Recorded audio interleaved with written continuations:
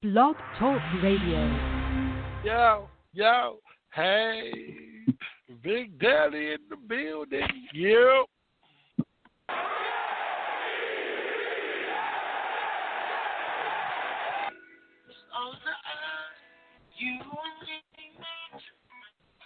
Tyrone, you know we're live, right? Unless you want to just keep singing. What up, baby? Let's go. What's up, everybody? Let's Talk Jets Radio. I don't even know where to start. We got Rob Saleh in the building tonight. We may have a head coach by the end of the show. Tyrone's clearly fired up. So what's going on, man? Hey, man. Hey, bro, I cannot wait. I've been waiting for this all day. I'm excited. They got the man. We got the hopefully a really good coach in the building who has a nice little car, McFlora. You know what I'm saying? In the building from San Francisco, could be his OC. Man, I'm excited, bro. Like, the game last night was a great game. You know, I was watching everybody on Twitter, everybody going crazy. I'm looking forward to everybody's opinion. And the question I asked last night, and I'm so excited to hear some answers, is what did the Jets do with the number 2 pick in the draft? And Tyson, prime time, baby, we about to get it tonight, baby. Let's go. But, I mean, Tyrone, shouldn't the priority be right now the head coach? And I know you want to talk draft. You're all excited about that. But what are your thoughts on Rob Saleh, defensive coordinator, man? I mean, to me, he's the kind of guy that changes the culture. Yep. Go ahead. No. You know what, Tyson? At first, man, I had to do my research on him, bro. And you know what? He's the one thing I've been asking for. He's a leader of men. And that's what we need. He's a leader of men. And he's well respected by his players. He's well respected around the league. And I didn't know how much time he did, how much hard work he put into this, bro. And the guy's a fiery guy, man. He's a leader, bro. And that's what we need. We need a leader amongst men, and that's been our issue, bro. So having somebody like him, and I'm going to tell you this right here, bro. If he gets out of the building, he's not going to be our coach. I don't think you're going to get us stuck around with this guy. You know what I'm saying? I think that, you know, you got him in the building. I know you want to have a process, but when you got the kind of guy that can come in and lead, and not just lead, be respected. You know what I'm saying? Not only respected by other coaches, players, everyone, man. Everyone I've read up on, man, speaks so highly of the things that he do and the leadership that he has. Richard Sherman. And, you know, absolutely, exactly. You see his comments, you know what I'm saying? And also you're looking at what they did in San Francisco, with 1/3 of his whole team being out and injured and still being able to put up the kind of defense he put up, you know what I'm saying? But not only – go ahead.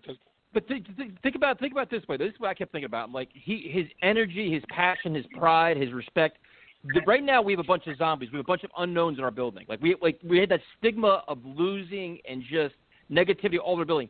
You bring in this guy with his fiery. Oh, absolutely. So you do that, and then it's like, all right. If you do that, then it's like, all right.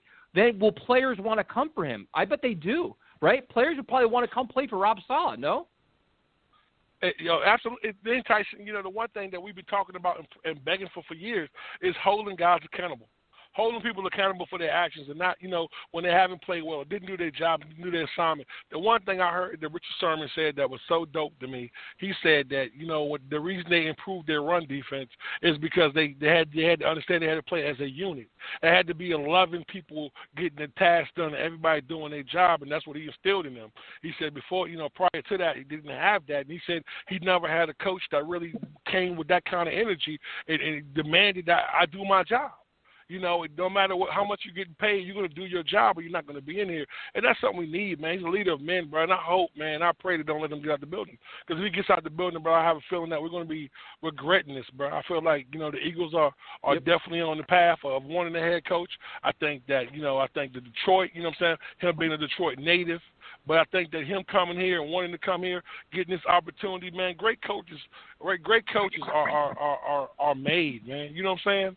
You got to make yourself a great coach. Go ahead. And the only thing too is, like, you know, I'm excited about this, dude. This is the kind of guy, the energy, the credibility. You can get players to come here. You have this. Everybody's like, well, oh man, it's another defensive coach. Okay, yes, he's a defensive coach, but then if he brings in, I think at this point you have faith in Joe Douglas to say, listen, our offense is one of the worst in football. Our quarterback position is a complete question mark. We love you as a coach. We love you as a defensive mind and as a leader of men, holding everybody accountable. how are you going to correct this offense? How are you going to do this? Like, I think this organization is smart enough to realize that this guy's a defensive genius or very solid, that he has to bring a smart offensive staff with him. And I think he knows that himself. So for me, it's like, is he going to be that strong, powerful presence? I think he is. And I think you have to have some kind of confidence that he knows that he has to have his offense match the rest of the NFL. Furthermore, he's been with Kyle Shanahan, dude. So it's like he's watched firsthand. You watch firsthand from Kyle Shanahan. Like, listen, all right, I see how an innovative offense is. I've seen an innovative offense run with their second, third, and fourth string quarterback. So he's learned from Kyle Shanahan. He's learned from Pete Carroll. Like, there's a lot of good things here, man. Bro, hey, listen, and Tyson, you hit it out the park with that one, man. Kyle Shanahan, bro. That speaks volumes about what a real coach is about. You know, this guy was winning with his third string quarterback off the practice squad, who just came in the league 2 days after that. You know, that's when you know you're dealing with greatness, man. And just being around that, man, that energy, watching how he run practice, that's why the defense was able to adapt so fast, is because you're going against a potent offense every day. You're going against an offensive genius every day. So, you know, he's able to watch that. And having a guy like Matt LaFleur being in there watching him, I mean, hopefully that's the kind of guy he gets and brings with him. That would be an amazing steal to make us so much better, bro. Like I said, man, you know, like, we're not going to fix our problems in one day, and the head coach is not going to fix us overnight. But bringing the right kind of guy in that instills the values that it takes to be a good team, that it takes to be great, or starting that, because we got to start at a point to where we start doing that and holding guys accountable, bringing in the right pieces here. You know what I'm saying? So, and then one thing I think that he'll do also with being around Kyle Shanahan is balance. What San Francisco did more than anything, they ran the football. Balance.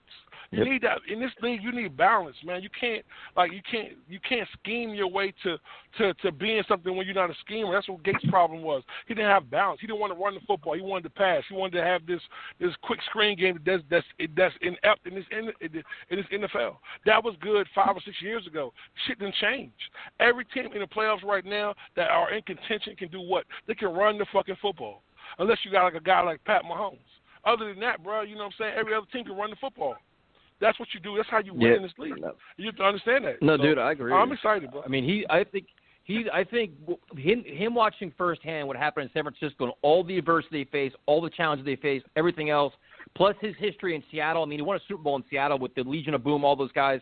He has all the intangibles, man. Like, he has the energy, he has the passion, he has this. Obviously, you want to see what he does on the offensive side of the ball, but, like, we've talked about culture, we've talked about accountability, we talked about a leader of men. I mean, that was Richard Sherman's fucking quote, leader of men. That's what we've been begging for, dude. So, and I agree with you more, too. We'll go to prime time next, is, listen, the Jets, obviously, you felt good enough about him to bring him in for a second interview. Now, it's quite obvious that once he leaves this building, you know, Jeffrey Lurie wants you to go to his house in Philadelphia. Dude, if this is your guy, then you have to make it happen, because if you want to sit and wait for Brian Daboll, more power to you. But if Brian Daboll goes somewhere else and you're stuck here with your finger up your ass, you're going to have a problem. So this is where you want to see the decision-making. And if Joe Douglas has this guy, that's it. I mean, Martindale's not on the radar. Matt Campbell's not happening. Jim Harbaugh's not happening. Bill Cowher's not happening. So if it's down to Daboll and Salah and you have them in the building, dude, and here, you got to, bro. I mean, finish the deal. You have to. I mean, bro, because they got to know when he walks out that building, he's gone. He ain't coming back. He's gone. He's like, bro, the Eagles are going to hire him. He'll fly from New York to Philly. He's signing with the Eagles tomorrow. They'll announce tomorrow afternoon or the following day they found their head coach. And that'll be a mistake for us. And I understand it's a process, and, you don't want to rush this decision. But when you got a guy that checks all the boxes, man, then, you know what I'm saying, sometimes you got to take you got to go on a whim. And him and Joe Douglas seem buddy-buddy, you know what I'm saying? Well, they seem like, they're the right kind of people. Well, the only thing that you look at, and, I try to like coaches that are well-rounded. Like Arthur Smith has a background on offense and defense. So that he does have. That's a little bit different where it's like, all right, and he's changed around that Titans offense a lot of things. So in terms of that, I'm impressed by him. I'm impressed by Brian Daboll, what he's doing. I mean, the Bills' offense is just ridiculous. I mean, they've done a lot of good things. But to me, it's like this guy is like, this team has no identity. We have no personality. We have no face of the franchise. He gives you all that. It's not our quarterback. If we don't have nobody else, it's not Quinnen Williams. It's not Kai Becton. All of a sudden, we have something. You're starting to grow an image here. You have something. You could build a lot off of this. So if this is your guy, don't fuck around, don't play games, don't play hardball, because you know what? If you try to nickel and dime him and say, you know what, we'll think about it, we got to interview some other guys first, he's gone. He ain't coming back. So right, he's gone. And you don't want to. And you don't want to see. This is my thing. This is what got me on this bandwagon. I'll be really honest with you. Like, I want a coach that these guys will walk through a wall for. I want a guy like, you know what I'm saying, like a guy that these guys will fight for. Like when we got our best three defensive linemen hurt, I want these guys to go out and fight just as much as they're there. I want a guy that's going to fight for every inch of it, bro. And that's the kind of mentality that I want. That's the kind of coach that we need. You know, to fix a problem, man. You don't fix nothing by subtraction. You fix it by, you know what I'm saying, addition. So adding in a guy who brings all this emotion and passion to what he does, man, is something that we want. You know what I'm saying? Listen, he's going to have his bumps in the road. He's the first-time head coach. But to bring the right kind of first-time head coach in, a guy that wants to come in, understand that he's coming into a situation that you have to build a team. You're coming into with a few building pieces, and not sure on your quarterback, not sure on your offensive line. You know, not really having a major running back, needing pieces. You got to understand when you take this job, you need pieces, and you come into one of the worst media markets in the fucking free world. But you come into a fan base that will love you, bro, if you try for us. If you fight for us, bro, we'll love you. And the kind of passion he got, bro, you can get on board. You know what I'm saying? Like, the one thing about us, man, you know, like I remember when we hired Rex, man, and I just, bro, you felt that energy, bro, when Rex was there, bro. You felt that shit, bro. It was like, bro, you knew. Like Todd Bowles, I didn't get that from Todd Bowles. I definitely didn't get that from the one. But this is where you offset it though. Like after a Mangini, you having a Rex, it offsets the quietness, this, that, like the malaise of the organization. Then you have that fiery guy. I think this guy is like Rex, but a little bit more serious, where it's not going to be all the bullshit and all the jokes and all the nonsense in the media. It's going to be like, listen, this guy loves football. He's going to be fiery. He's going to be, like that's what he is. I think it's like Rex, but not without all the side jokes and all the nonsense. You know what I mean? I think it's just like that. It's what we need though, because look at what we had with Gase on the sideline, dude. His face was buried in the fucking scorecard. He's sitting by himself. He's drawing in crayons, doing all this other shit. And now we need that. We need that leader now. This team is, especially with all the young guys we have, all these young, impressionable players looking for a leader, looking for a direction, looking for an identity, looking for a culture. They don't know which way to go right now. You're bringing a guy that says, you know what, follow me, my way. This is what we're going to do it, and we're going to turn this shit around. They're all buying in, dude. That powerful guy can do that. And that's why the guy from Buffalo, man, I don't see that from him, bro. I see him as being a great OC. I don't see him being a great coach. You know, I mean, and that's I don't know, that's what we need. You know, like the enemy. The thing I didn't like about the enemy is I didn't think he was calling plays. But I love his fieriness. I love his accountability, holding guys accountable. I love that. But at the same time, I need an overall coach. I need a coach that's going to be covered on every aspect. I want you in every meeting. I want you in control of everything. And I want you to hold guys accountable, man, and bring that fire to what these guys need to light them up. We're going to have a young team regardless. I mean, regardless of what product we put out there, we're going to have a young team, a very young team. So and that's the great thing about having a young team. You have a fiery guy they can believe in, they'll run through a wall for him. You know what I'm saying? Like, who are our leaders? Quentin Williams and Marcus May. You know what I'm saying? These guys are young. These guys early 20s, bro. So, Becton, exactly. Then you got, you know what I'm saying, Bryce Hall type guys. You know what I'm saying? You got young guys that you can mold and be whatever you need them to be and make these guys work hard to show them how to be professionals. And like I said, man, I know we don't have the pieces that every other team has, but we're going to have about $110,000 in cap money. We're going to have $110,000. Did we lose some money somewhere? I mean, $110 million in cap money. We're also going to have, you know what I'm saying, 4 picks in the first, and three picks in the top 35 picks. You know what I'm saying? So those are 3 starters right there. Those 3 players that can come in. And right now, man, and I don't know if you watched the cap situation, bro, but I'm not gonna go too bad. But listen, bro, the Saints are $90 million over the cap, bro. Yep. $90 million over the cap, bro. It's gonna be a fire sale at the Saints, bro. It's a lot of teams, man, that are over the cap. A lot of good players are gonna hit the market.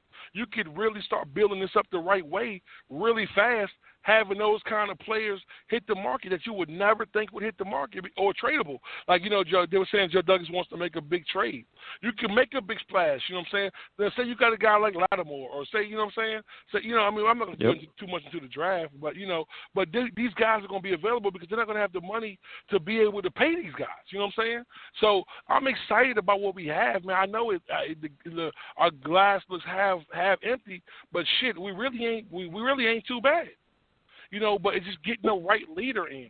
You know what I'm saying? It starts here, man. This is where it starts. Dude. The first step before we talk about quarterback draft, all this shit, is get the guy that has a vision, has a program, can be on the same page as Joe Douglas, so this organization to finally move fucking forward and be a competent, competitive organization. But before we talk more, Tyrone, we have we got prime time, man. We got prime time here. Oh, my bad.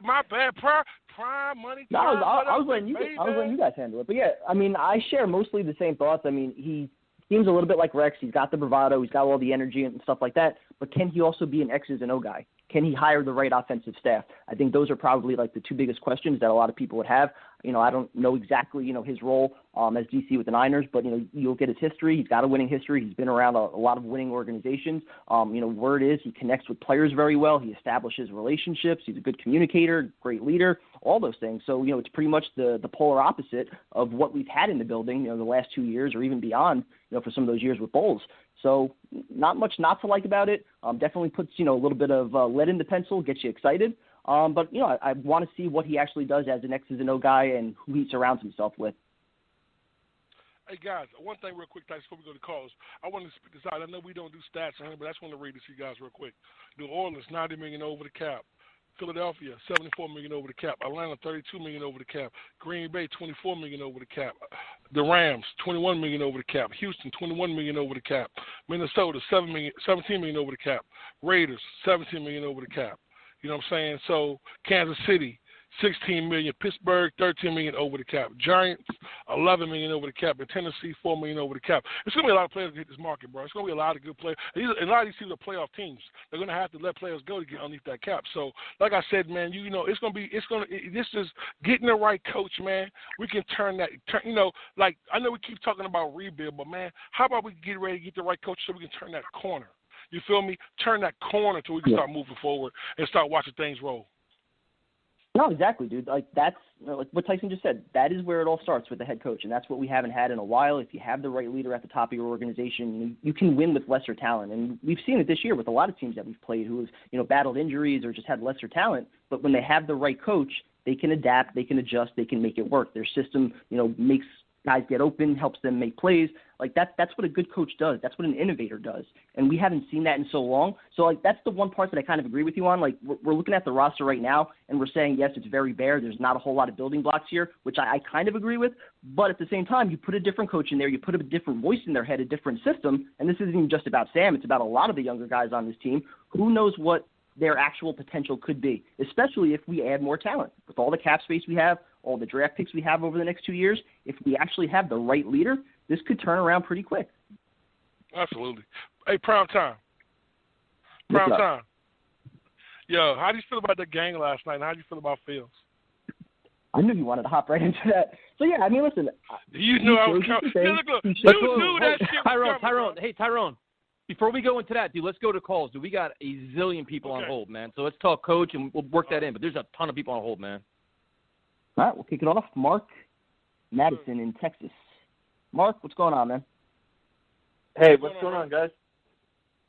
How you doing, man? What's on your mind?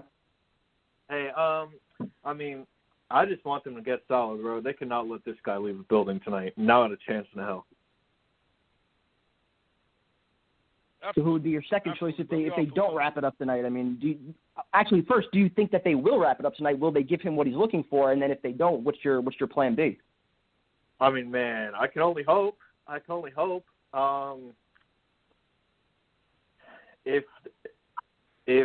my plan B, I mean, my top three are Salah, Dable, and Bieniemy, 100%. Right, so I mean, if Salah's your top guy, I mean, with the Eagles potentially on the horizon, they want to get him in the building. are you letting him leave the building tonight? Are you giving him the kind of contract that he wants, where he's either your one or your two, where you're not willing to play the waiting game? You're not going to wait for Dable, to potentially lose a game where that might be 2 weeks, maybe the Super Bowl. Who knows how long the Bills go? Like, if this is your guy, do you make sure you get it done tonight? Can you get it done tonight? Oh yeah, 100%. Give him the money. Give him all the money. I mean, you can't let him. I mean, if he leaves, he's probably, like you guys said. I mean, there's like 6. I mean, I think like every other team's put in a request to interview him, including the Eagles today. I mean, that's for Arthur Smith. Arthur Smith has an interview, I believe, scheduled for every team, and I think the Eagles also put in a request for him. No, the Eagles also asked for an interview with him today too. But listen, if he leaves the building, bro, he's gone. Other than the Eagles, Lions, and Jets, I don't think Salah has many other teams lined up. Salah's but if he leaves the building prime time, it's going to be interesting though, because I mean, if we sign him, I mean, it's going to be interesting to see what they do with Darnold, bro. Do they keep him? Do they draft Do they draft Fields? Do they draft Wilson? I mean, I don't know. And the offense is going to be interesting because if he brings over a guy like LaFleur or like one of the coordinators from San Francisco to run like a Shanahan-style offense, I mean, that would be crazy, bro. Absolutely. I mean, and that's what we're looking for, man. Listen, we're not looking for this thing to be fixed overnight, but we're also looking for some stability. And, like, making the decision with Sam, is going to be a major part of that. I know we're going to touch on that later on tonight. But, I mean, I think we all have our opinions on what we should do and what they should do. But I think that's part of the process. What do you want to do? What do you think our next move should be? But if they let him get out that building, bro, he's gone. I'm convinced of that. And we had Kingsbury in the building last time, bro, and we let him walk out. I hope they don't make that mistake again. I hope they realize that, having a guy like that who sought out, he sought out for a reason. Guys don't become a hot name just because they're a hot name. People realize what this guy can be. You know what I'm saying? They're looking at his potential. And that's all you can really look at right now is a guy's potential because he's a first-time head coach. But if you have a guy that could come in and change your team and your organization, he's a fiery kind of guy. He's a team guy.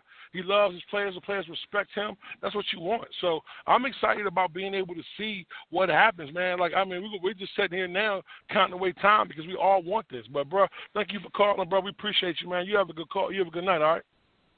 You too, guys. Thanks. Have a good one. Yeah, I didn't know Salah had interviews lined up with the Jags and Chargers also. Next up on the phone, we got Mike in Jersey City. Mike, what's going on, man? What's up, going guys? on, Mike?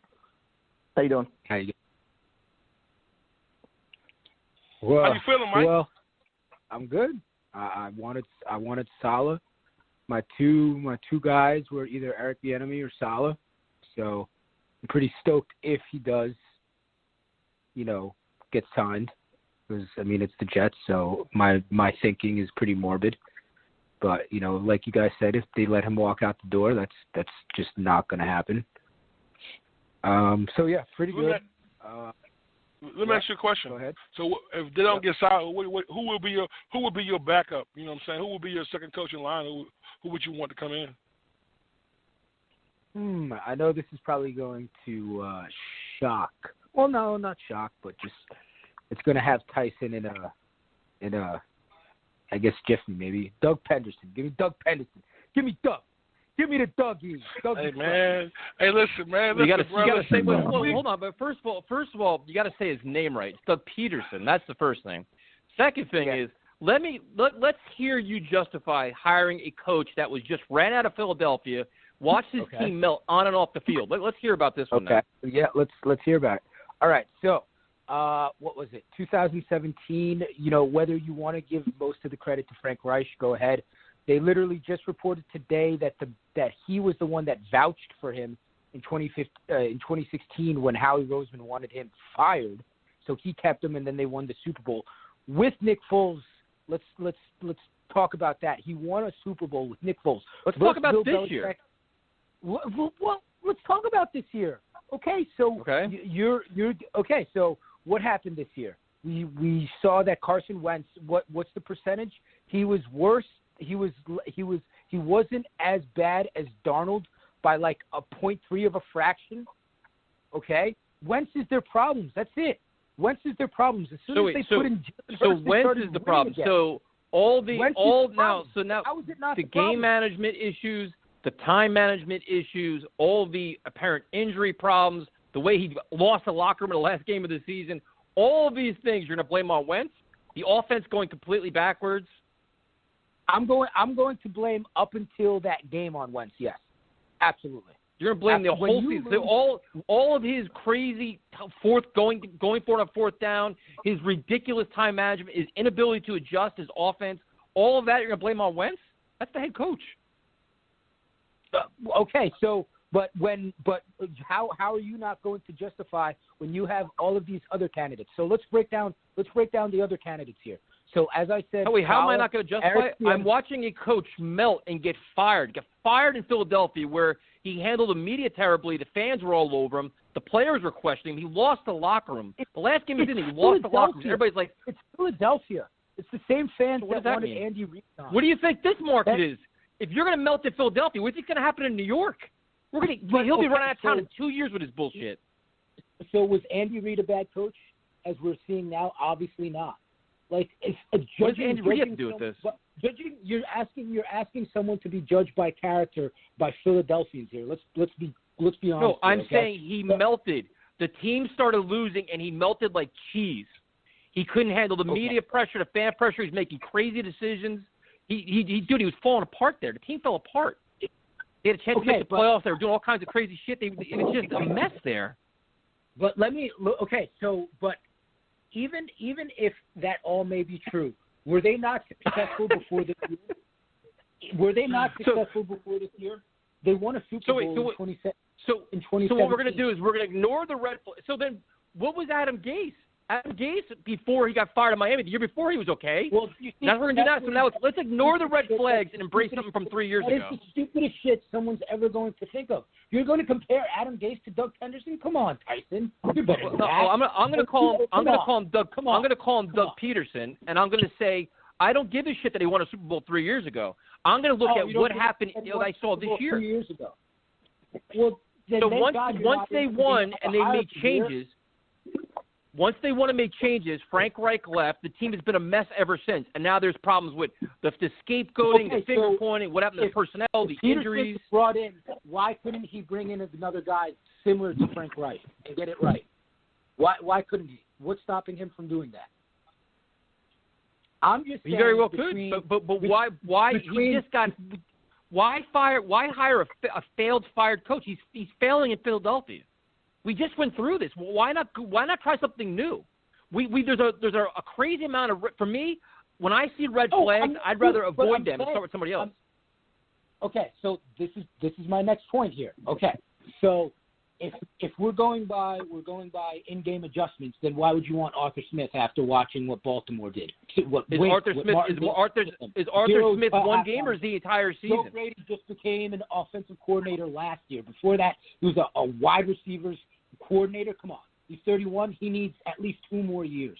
Okay, I don't know a lick about Saleh. I don't know a lick about them. But if we're talking about what they wanted as a CEO and someone, so Brian Daboll should be your guy then. Brian Daboll, what were they before Stephon Diggs and Cole Beasley? Tell me, what were they? You're gonna say Josh Allen? Their offense didn't develop under Josh Allen, and Josh Allen was a tremendously better player than when he first came to the Bills. Josh Allen had a fumble problem, which he obviously cleaned up and got smarter with the ball. And his accuracy improved. The offense was built around him, and they're one of the best offenses in football now. Right, which is what the Jets failed to do. I'm saying if you're telling me that there's guys after Eric Bieniemy and Salah, which I prefer, Doug Pederson wouldn't be a terrible hire. I take him over Joe Brady. I take him over obviously Marvin Lewis. I think we can all agree that nobody wants Marvin Lewis. Okay. I don't put him ahead of Brian Daboll. I don't put him ahead of Arthur Smith. I don't put him ahead of Salah. I put him like 6th or 7th in my line. I'd rather try all these coordinators that are hungry, that are climbing the ladder, that are doing things, than go through a coach that just got fired and ran out of Philadelphia. I mean, Tyrone, what do you think? I think we were making the same mistake we made when we hired Gates. I mean, I understand you saying that he won a Super Bowl 4 years ago and he's a good coach, and I understand that, bro. But like, why do the same shit we just did? And it's a reason why he left Philly abruptly the way he did. It's something going on behind the scenes, and I don't want no parts of that. I think that we start fresh. I think that, we should have learned something from Gates. I mean, he's going to come to us with the same energy he left Philly with. So he's not going to be focused. He's probably still in his feelings. No, I don't want no part of that. I think that if he's on my list, he's like that. I think I'm going to agree with Tyson. I think he's probably like 5th or 6th on my list of coaches I would hire. I think that what he did with Philly was fucking amazing. And he brought a champ. He did something that no other coach could do, that Andy Reid or anyone else. So I'm going to respect him for that. But as for us, I don't think that's the kind of guy that we want right now. A fired coach who watches. Wrong coach at the wrong time. That's exactly. Well, that's what it is. Just based off the last 24 hours and what I've seen from Twitter, I mean, it's basically irrelevant. From what Connor Rogers has to say, there's 3 finalists from who they've been, as we're seeing it today, with Salah getting the second interview, and he's in Florham Park right now. They wanted to bring back him, Lewis, and Brady. So thank God that Salah's first, because that's who I wanted. But I guess my next question for you guys is, after Ohio State and Bama, did you guys have any change of thought or change of heart at what you're doing at 2? I mean, I'm gonna keep the same energy, but I definitely want to hear Primetime's take on this, because I've been saying this for weeks, and I can't wait till my man called in the night talking all that good shit he been talking. Tyrone, I'm going to see you next Tuesday. I'm going to let you. Oh, yeah, I can't wait, buddy, because I'm going to let you have it, Tyrone. Bring his ass on, buddy. But I'm going to say, like I've been saying, man, I'm not knocking the kid. Me and my girl was talking earlier. We was watching him. She watched the game with me when he beat the hell out of Clemson. She was like, man, he was a soldier. But then I told her what happened last night. You know what I'm saying? Don't get me wrong. He played against some real dogs. And that's just what happened. Right. Don't get me wrong. He's going to be a good quarterback. He made some great throws. But his inconsistency, his nervousness in the pocket, and, you know what I'm saying, his unsteadiness is not what we need right now. So, of course, I want to, and I'm not saying that Sam is the answer right now, but I say right now that number 2 pick, I don't even know how valuable that number 2 pick is. Either you take somebody there or you trade back and you build up. That's what I would like to do. Prime Time, what's your opinion, bro? Well, first, real quick on Pederson. I mean, I'm not going to side with Mike, but I understand his argument. I don't think you can necessarily dismiss winning a Super Bowl with a backup quarterback and then, going back-to-back years, making the playoffs, to kind of dismiss all the talk about, it was only Frank Reich. But it's still impossible to ignore what happened this year, I think. And that's why for the Jets, it just doesn't make any sense. I don't think you can put him in your top 5 with some of the candidates that are available that kind of give you that fresh start, a little bit of hope, a little bit of motivation, just something different. And even like a guy like Mike McCarthy, he won a Super Bowl also, and he had the year off also to kind of evaluate what went wrong in Green Bay. And look what happened this year. Didn't really do much with that Dallas team. So I kind of get both sides of it, but I don't want to take the chance on it. And as far as the number 2 pick goes, I mean, I wanted to see a little bit more out of Fields last night. I'm not going to lie. Definitely showed you some toughness, but some of his touch passes were in question a little bit. But I'm not going to make too much over one game either. I mean, he looked great against Clemson. Didn't do too great against Northwestern. So I don't really know. I'm down with trading down, but I think that's going to come down to what the new head coach wants. I know Tyson is so adamant about getting a new QB. As I said last week, that it probably needs to be done. But from what we saw on the other day with the game, I mean, come on, you wouldn't honestly sit there and be mad if Joe Douglas called up Devonta Smith and drafted him at 2. You couldn't be, based off of what he did at 2. Yeah. Why would you be mad at that? If we're taking Smith, I'd want to trade down. Yeah, I'm not taking. I don't dislike the player, but I think there's a very realistic chance you could trade down to 4 because the Falcons are probably going to want a quarterback to replace Matt Ryan, and I would be shocked if Devonta Smith isn't there at 4. I think the Dolphins could be looking at a quarterback also, or Sewell. I think our window for fucking up the pick is just getting smaller and smaller. My opinion is the only way they'd fuck up the pick is if it was Wilson or some random person not named Fields, Sewell, Smith, I'd even be content with like Jamar Chase or Pitts. Well, Pitts you wouldn't take at two, but or a trade back for a King's ransom. But I think our window for fucking it up is just it's really small, which is good, obviously. Mike, thanks for calling, man. We appreciate it. Absolutely. See you guys next week. All right, next up, going right along. What's up? Yo, let's go. Yeah, Bill out in Long Island. Next, Bill, what's going on, man? What's going on, Bill? What's up, guys? How you doing, bro? How you feeling? Right now, what's up, man? How you feeling? Feeling good. I'm feeling good. I'm wearing my Nick Mango jersey and sitting down, feeling fresh. Listen, I've been a fan for a long time. I'm 19 years old. I've been a lifetime fan, born into it. Rex Ryan was phenomenal. He was culture changing, the whole 9 yards. New York was New York. We were in playoffs, the AFC Championship game 2 times in a row, almost. Or we almost went to the Super Bowl, twice. And I feel like it's gonna happen all over again. I feel like we're gonna get there eventually. It's not gonna happen, next year or 2 years. It's gonna happen. It's gonna happen soon. We just gotta get the right building blocks. We gotta get the right rookies in this upcoming draft. I'm not gonna be upset with whoever we take. I'm gonna be happy. There's so many good players this draft. I'm really not gonna be upset with any single pick. Quarterback we were great. Jamar Chase, Devontae Smith, Pennell, anybody. Anybody. I think that we got the right pieces for the rebuild. You know what I'm saying? Like we got 4 we have 4 first round picks in the next 2 years. And I like that. So that means, you know what I'm saying, we'll be, in the top 60 picks, we'll have 3 picks. You know what I'm saying? So you can get a fusion of talent like that. I think that we're gonna have a lot of money in cap, and I think that we're gonna be able to build this thing quickly. I think the one thing that scares me is making a mistake hiring the wrong coach, and that's something that we did. But I'm gonna tell you something. The one thing I like about Joe D, and I keep saying with Joe D, is that he understands, man, that hiring the right guy. Like when Harbaugh was hired in Baltimore, he wasn't the right guy. You know what I'm saying? Like for Pederson in Philly, he wasn't the right guy, but yet and still he bought a Super Bowl there. Harbaugh bought a Super Bowl. You know what I'm saying? So hiring the right coach changes everything, and that's what we need. We need an infusion, someone that wants to come in and understand. Like I get tired of people thinking that this is the best job out there. You know what I'm saying? It's not. It's gonna be hard ass work. But having the right coach changes that, man. We're going to a free agency with a cap where you got almost 17 teams over the cap right now. 17 teams over the cap. So you can really get an infusion of talent of some A-list players, you know what I'm saying, right now and get these guys locked in. Everyone keeps saying Primetime, Tyson, everyone on Twitter, Allen Robinson, bro. Throw the bag Allen at Robinson, Toon, exactly. Sheriff. Yo, throw the bag at these guys. These guys right here can come in and be day one. Exactly, be day one impact. And then on top of that, listen, it's not, and I'm not saying it's not about Sam.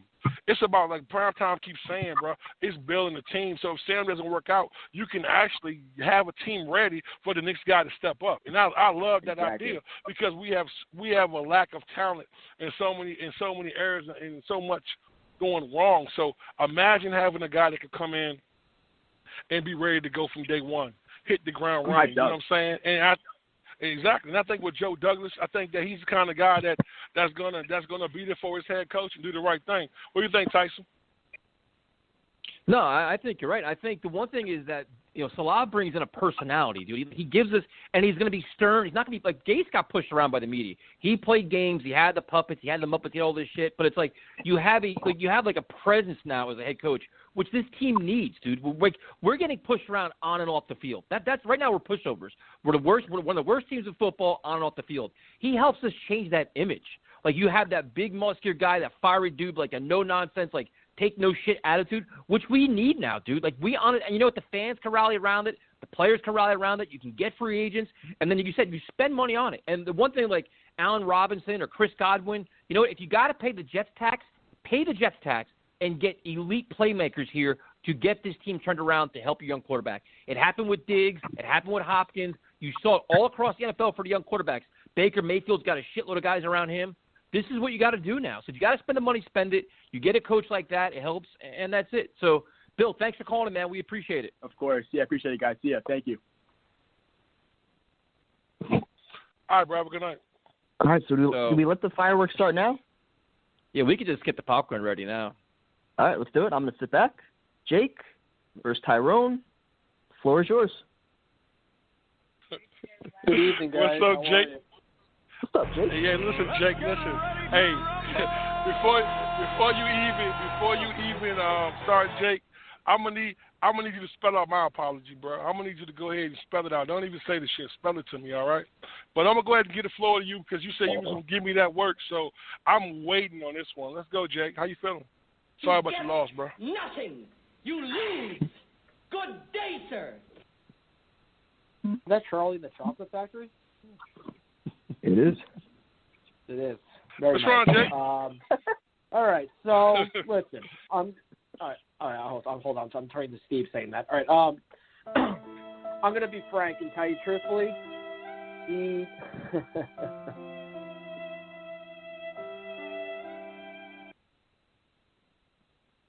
Are we good? All right. Yeah. Anyway, look, I think truthfully, he didn't play a great game. I'm going to be a man admitted. He didn't play a good game. Now, at the same time, losing Trey Sermon did not help his case at all. That was a big, rough moment. And I'll be frank right now, I'm more upset because I'm an Ohio State fan. They lost, so just bear with me a little bit on that. That wasn't easy to watch in general. But, look, not having Trey Sermon, he was injured a little bit. I'm not going to. Nah, man, hell no. This is like a for weeks. You've been riding like a Darnold conversation. Hell no. We're not doing no because he lost his running back. Nah, bro. You've been giving me work for weeks, bro, telling me, bro, Tyrone, you're going to be sorry. You made a mistake. You know what I'm saying? You hate Ohio State quarterbacks, bro. Hell no. He met, like I told you last week, he met a good defense, and that's what happened, bro. Let's be real here. Don't give me that bullshit. No, we don't do that on the show, bro. Listen, I'm going to need the whole answer, bro. That half of it. No. What happened was he wanted to get some dogs, and they served him. That's what happened. Don't get me wrong. The kid's going to be a good quarterback. But don't give me that bullshit about he lost his running back. No, sir. No, sir. You're not getting off that easy. You was throwing shots at me, boy, like, you know what I'm saying? Like you was Mike Tyson in the 5th round. Hell no. Apology doesn't start with Tyrone. He lost his running back. Apology is like, look, Tyrone, I realize you was right. I understand what happened, and I'm sorry. That's how we do that shit here, okay, bro? Let's try it again. Your floor. No, you're not right. I'm not going to agree with you on that because the reality is that the guy will still be taken at number 2. I still want him at number 2. I'm sorry. I hate to break it to you, but there's a reason why. No, listen. Okay, it's the reason why Devonta Smith's the Heisman. That's what I learned last night. It's not easy when you're down 35-something points in the first half, or almost 42 points. What do you expect the kid to do? Throw 5 touchdowns in the first half? No. Now, at the same time, he could have played better. He played an elite defense for a reason. I'm giving you easy. I'm giving you credit. I'm giving you fucking credit. Give me a break, all right? I'm giving you credit. But understand I'm trying to ask you a question. This is still not going to change any. Okay, all right. Go ahead. No, my question to you was, did he faced the elite defense, right? I'm sorry? He faced elite. Okay, so against that elite defense, the number one team in a correct? reason. I never denied that. I never denied that. He struggled for a reason, right? Did he? Okay, why did he struggle last night? Yeah. Exactly. He played elite defense. So you think the NFL defenses are just as good, right? He's also hurt, but let's not get into that, I guess. Exactly. Sam was too. I mean, he only had really 6 incomplete passes in a row, and then he was fine. So it's not like we're talking about that he legitimately CJ, you know how you could defend. Can I give you, CJ? I have a lot of experience in arguing with people and debating people, and what you should be doing now is trying to get away from last night's game and selling the overall picture on all of his abilities and how his game translates to the NFL. Because there's a couple great throws from last night. There's a lot of ugly, but there's a lot of things that went into it as well. And Tyrone's just harping on the whole Alabama thing. And then if you want to harp on that, then in my world, Tyrone, the way you're talking, you wouldn't even consider Zach Wilson then. Because he hasn't played an ounce of competition at all. I said I'm glad you said that because that was going to be my next points anyway. But I let Tyrone have his fun for a minute. But I want to talk about big picture because at the end of the day, the game is over. So now we have to have that final conversation about how we're going to evaluate quarterbacks. Obviously, we're going to do the combine and all that stuff, but whatever, that's another time. I'm going to still sell you on the fact that the big picture, yeah, he had a phenomenal college career. He's had a phenomenal college career. And you think he should be taking that number 2? He looks ready to come in from day one and start? Finish, bro. Yeah. You've been finished when you got on the phone, but I'm going to let you finish. Go ahead. You're cutting me off like crazy. Come on. I'm cutting you off because you have no valid legs to stand on. You said last week that he was going to come out and show up and show out. You asked him a question. Tarn, you asked him a question. Jake, would you take him at number 2? Give us your selling point for Justin Fields for New York Jets at number 2. Okay, all right, sure. I would take him at number 2, the second pick. He doesn't turn the ball over. Let's just prove that point and clear. He does not turn the ball over. Sam Darnold turns the ball over. I like guys who don't turn the ball over. Number 2, everyone talks about Justin Fields he's a one-read guy like Brandon Tierney said that bald-faced guy's an idiot. I would never trust him again. But the fact is that, no, he actually has very good reads. There's a reason why he actually has successfully thrown 41 touchdowns and knows how to check the ball down the field and run. That's exactly what it's all about. And let's face it, the Big Ten is a better conference than everybody says it is, okay? The big part is Alabama is always going to play a bottom-end group of teams like the Ole Misses and all that, where Ohio State has to play a high-end conference because Indiana's good now. Indiana's always competed every single year. I say it every single year as a Ohio State fan. Indiana will give you a run for their money. And now they had that kid Parrish who tore his ACL. That was a shitty game. And everyone said, he played a bad game. Guess what? Indiana's a good school. And Northwestern. Pat Fitzgerald Disdain, he's not going to the NFL because he's going to be he's going to get a job for life at Northwestern, and he's a very good defensive coordinator. Very, very good. Knows how to run a defense. And that's what everybody wants to knock on Justin Fields for. Justin Fields still didn't have the most elite talent this year. He still did it with a reasonable core of guys and was still unbelievable. His talent last year was even better than this. So how does his game translate to the NFL? Who would you compare him to? NFL? To me, I've said it all along. He reminds me of a merge of Patrick Mahomes and Aaron Rodgers. He does. He's a mix of it. Jesus Christ. Oh, my God. Hey, bro. Wow. Jake, I just want to say, man. Thanks for calling him, man. We appreciate it. Have a good night, Jake, for real. Yep. I don't know what Kool-Aid you drinking, but that's some good shit over there, bro. Holy shit, man. Only Aaron Rodgers and my God. No. Oof. What's Matt Prime Time? He said Aaron Rodgers and Pat Mahomes, bro. Like don't fall for fake accounts, Prime Time. He said Aaron Rodgers and Pat Mahomes, bro. It was actually it was a verified account responding to a fake account. Oh. Right. I gotta say, man, I wasn't trying to cut him off, but I wanted my apology, bro. He told me, Tyrone, I'm gonna rip you a new one next week, baby. I'm gonna show you. You're gonna have to apologize for what? For what I've been saying the whole time, man. I've been saying this thing the whole time. This kid is a good kid. He's just not what we need right now. Why take him? And I'll say this, that makes no logic. As much as I want Sam, I still think you're overreacting to just one game because he had a phenomenal year.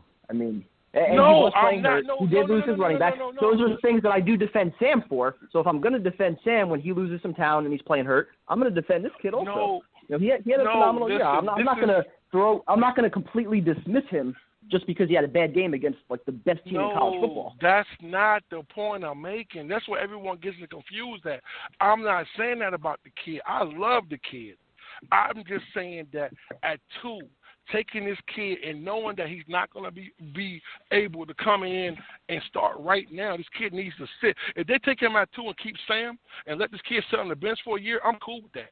But, if we take him at 2, they're going to expect this kid to start. It's going to cause a whole bunch of problems. That's what I'm saying. I'm not knocking the kid. I don't want nobody thinking I'm knocking the kid. What I'm saying to you is that this kid at 2 is the wrong move because he's not ready to come in and start right now. That's the issue I have. That's always been my issue. Nothing more, nothing less. But you know what I'm saying? I can't say that based on last night. He's not ready to come in and start day one. Yeah, I'm saying that from his whole body. I'm saying that from his whole body at work. That's how I feel. Don't make me start defending Justin Fields. You are. I'm going to start defending Justin Fields. Tyrone, your take just now. Dan Orlovsky did a perfect breakdown of one of the plays where he looked off two safeties and he threw a strike to the tight end last night, where it's like he pretty much dispelled everything that half of these Twitter analysts are saying, where, listen, the kid can make every throw, good mobility, he moves around the pocket, he's not a one-read quarterback. He does a lot of things. Like, I don't understand the notion that you draft him, he's got to sit for a year. I think that's ludicrous, to be honest with you. No, I think what happened was you watched him under pressure panic. That's what I'm talking about. He may have panicked a little bit, but there's also a lot of things going into that too. He went into the game. I mean, and I understand we want to say, well, Sam was banged up too. The kid was wearing a flak jacket for his ribs, man. I mean, like, he was already kind of skittish for the beating he already took, and he took some big hits early in the game as well. I mean, that for any quarterback, you get kind of skittish and kind of like weird in the pocket, stuff like that. But I mean, I think, and the thing I think is everybody's going to have these hot takes today. And then once the draft season really kicks in, they start doing private workouts and all this stuff and all their pro days and all this shit. This is all going to change again, man. Like, this draft stuff's just getting started. People climb the ladder and they skyrocket in March, in February. Like, this is nothing right now. And the thing I'm most worried about, and this is what bothers me the most out of this entire process, the Jets had the number 2 pick. In years past, there was always a consensus number 2 guy. Like, oh, you got to get him. Like, everybody wants this guy. Like, this year, there's so much friggin' unknown, and there's so much uncertainty. Will there be a combine? How much combine will there be? Okay, like, all these different things, half these guys didn't even play. It's like, dude, there's so much weirdness about this draft that it's like it's just concerning altogether, I think. No, that's not what I'm saying. What I'm saying to you is this. He's going to face much different competition in the NFL, correct? Defensive-wise, right? So if he's a little skittish right now, what did Josh Allen face when he was in college? I'm just saying that's the reason why I don't think taking him at 2 is a good idea. Okay. We can keep that as a noted note for you. You ain't gonna never let me live it down, Tyson. Whatever. No, bro. Listen, I'm tired. To be honest with you, we get asked this question every day. And first of all, thank you, everybody that's joining us on YouTube. We definitely appreciate it. People ask us every day, dude, who do you want at number 2? My answer right now is I don't know, dude. I don't know. I want to see who they hire as head coach, what their vision is. They're going to make a decision with Sam. If they go into the draft keeping Sam, that changes everything. I mean, honestly, I don't want to take a lineman at 2. I kind of want to get a quarterback, but I'm not like you're kind of like really you wish you had Trevor Lawrence because now it's like we're playing the what if game. What if Zach Wilson is this? What if this guy is this? What if that? Like, there is no Joey Bosa. There is no slam dunk guy at 2. We're all kind of hoping that we're counting on Joe Douglas. That's what bothers me. Like, I wouldn't take Devontae Smith at 2. I would not do that. No, Primetime, what do you want at 2, Primetime? I mean, you know what I would prefer to do, but I also want to leave that decision in the hands of our new head coach. If our new head coach doesn't want to work with Sam Darnold or he thinks that Sam, is damaged goods, beyond repair, I'm not forcing a quarterback on a head coach. We've been down that road too many times with the arranged marriages, GM, head coach, quarterback. We don't need to do that again. So if the guy that you're entrusting to lead your team wants to go in a different direction, you have to do that. But I just think personally it makes the most sense for the Jets while they're in this position with a young quarterback still who does have some talent to build around him, to finally put those pieces in place that you're going to need no matter what. I have my answer. I know what I want to do at number 2. Can I give my new answer? I have a new answer. You ready for this? Deshaun Watson. Sam Darnold, number 2 pick, and the first round pick. The other one, 2 first rounders. It's not happening though. Did you see Andre Johnson? Did you see Andre Johnson's comment today? They're basically telling Deshaun Watson to get out of Dodge. They're all telling him, make the phone call. Okay, and that's all fine. And where would the Jets rank on his preferred list of destinations? I don't care. Make it happen. I don't want to hear excuses. I want to hear solutions. How are you going to make him come here if he doesn't want to come here? He's not. How do we know he doesn't want to come here? Dude, really? How do you know? We don't know. We got to see. We can't be that. We can't. If you live in negativity, you stay in negativity. I'm all about positivity here. I'm all about embracing happiness and the future. No, and I find ways. I'm not saying. Right, Tyrone? I'm not saying. You with me, Tyrone? No. Hold on. I'm not saying he wouldn't want to come here just because we're a bad team. You read into some of the issues that he's had with ownership over in Houston. He is not coming to play for Woody Johnson. That's not going to happen. Okay. Hey, bro, I'm making a phone call anyway. Hey, whatever they got to do for Deshaun Watson, I'm on it, bro. I ain't tripping. I'm definitely with that. Bro. A rifle throw from Sam Darnold, and the Jets extend their lead. Darnold bouncing back. What is this Sam Darnold nonsense now? What's one way to ruin listeners? It's just the problem. It's just the problem. Sam doesn't do that constantly. That's the problem. We'll go to our next caller. Who do you got, Prime Time? Might as well keep the chaos going. Bring Steve on. Oh, God. Steve, what is up, man? Hey, guys. Good evening. How are we doing tonight? Hanging in there. How are you? I'm doing good, Prime Time. So tell me, man, what's on your mind, Prime Time? You called us. What's on your mind?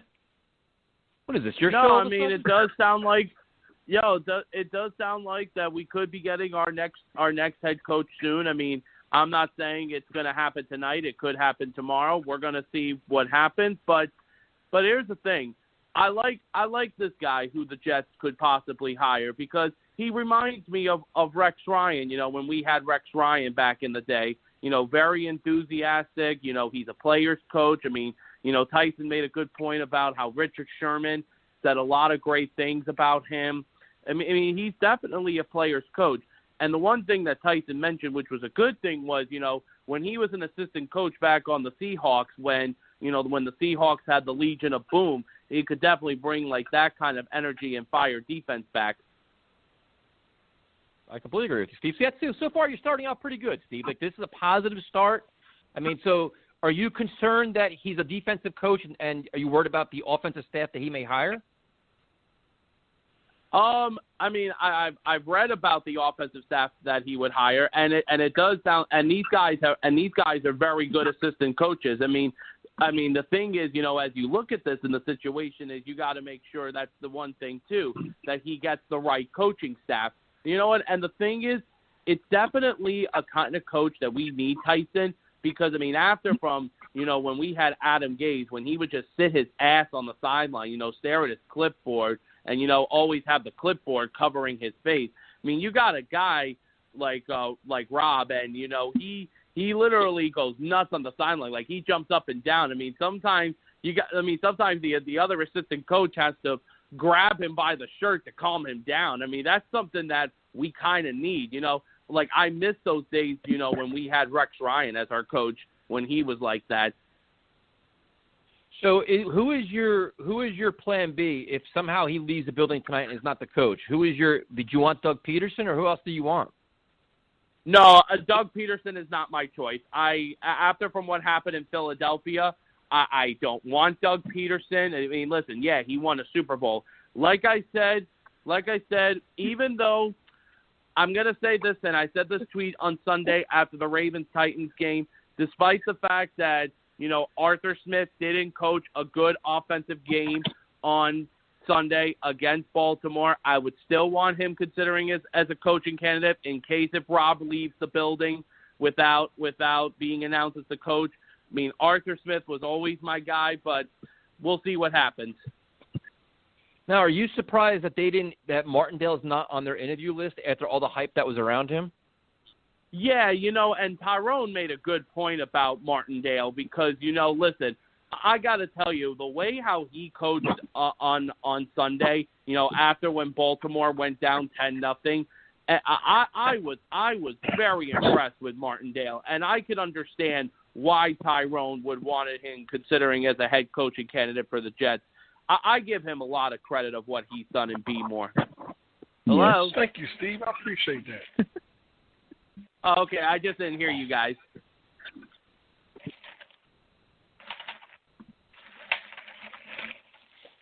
So thoughts on the number 2 pick and Justin Fields' performance last night? Here was the thing. I was doing other things, but I was going back and forth with the game. Listen, I got to be very honest. I'm not a big Justin Fields fan. And that guy who called in before me a couple of guys ago, why is he comparing Justin Fields to Aaron Rodgers and Patrick Mahomes? I don't get that at all. Okay, I think that's one of the worst takes I ever heard.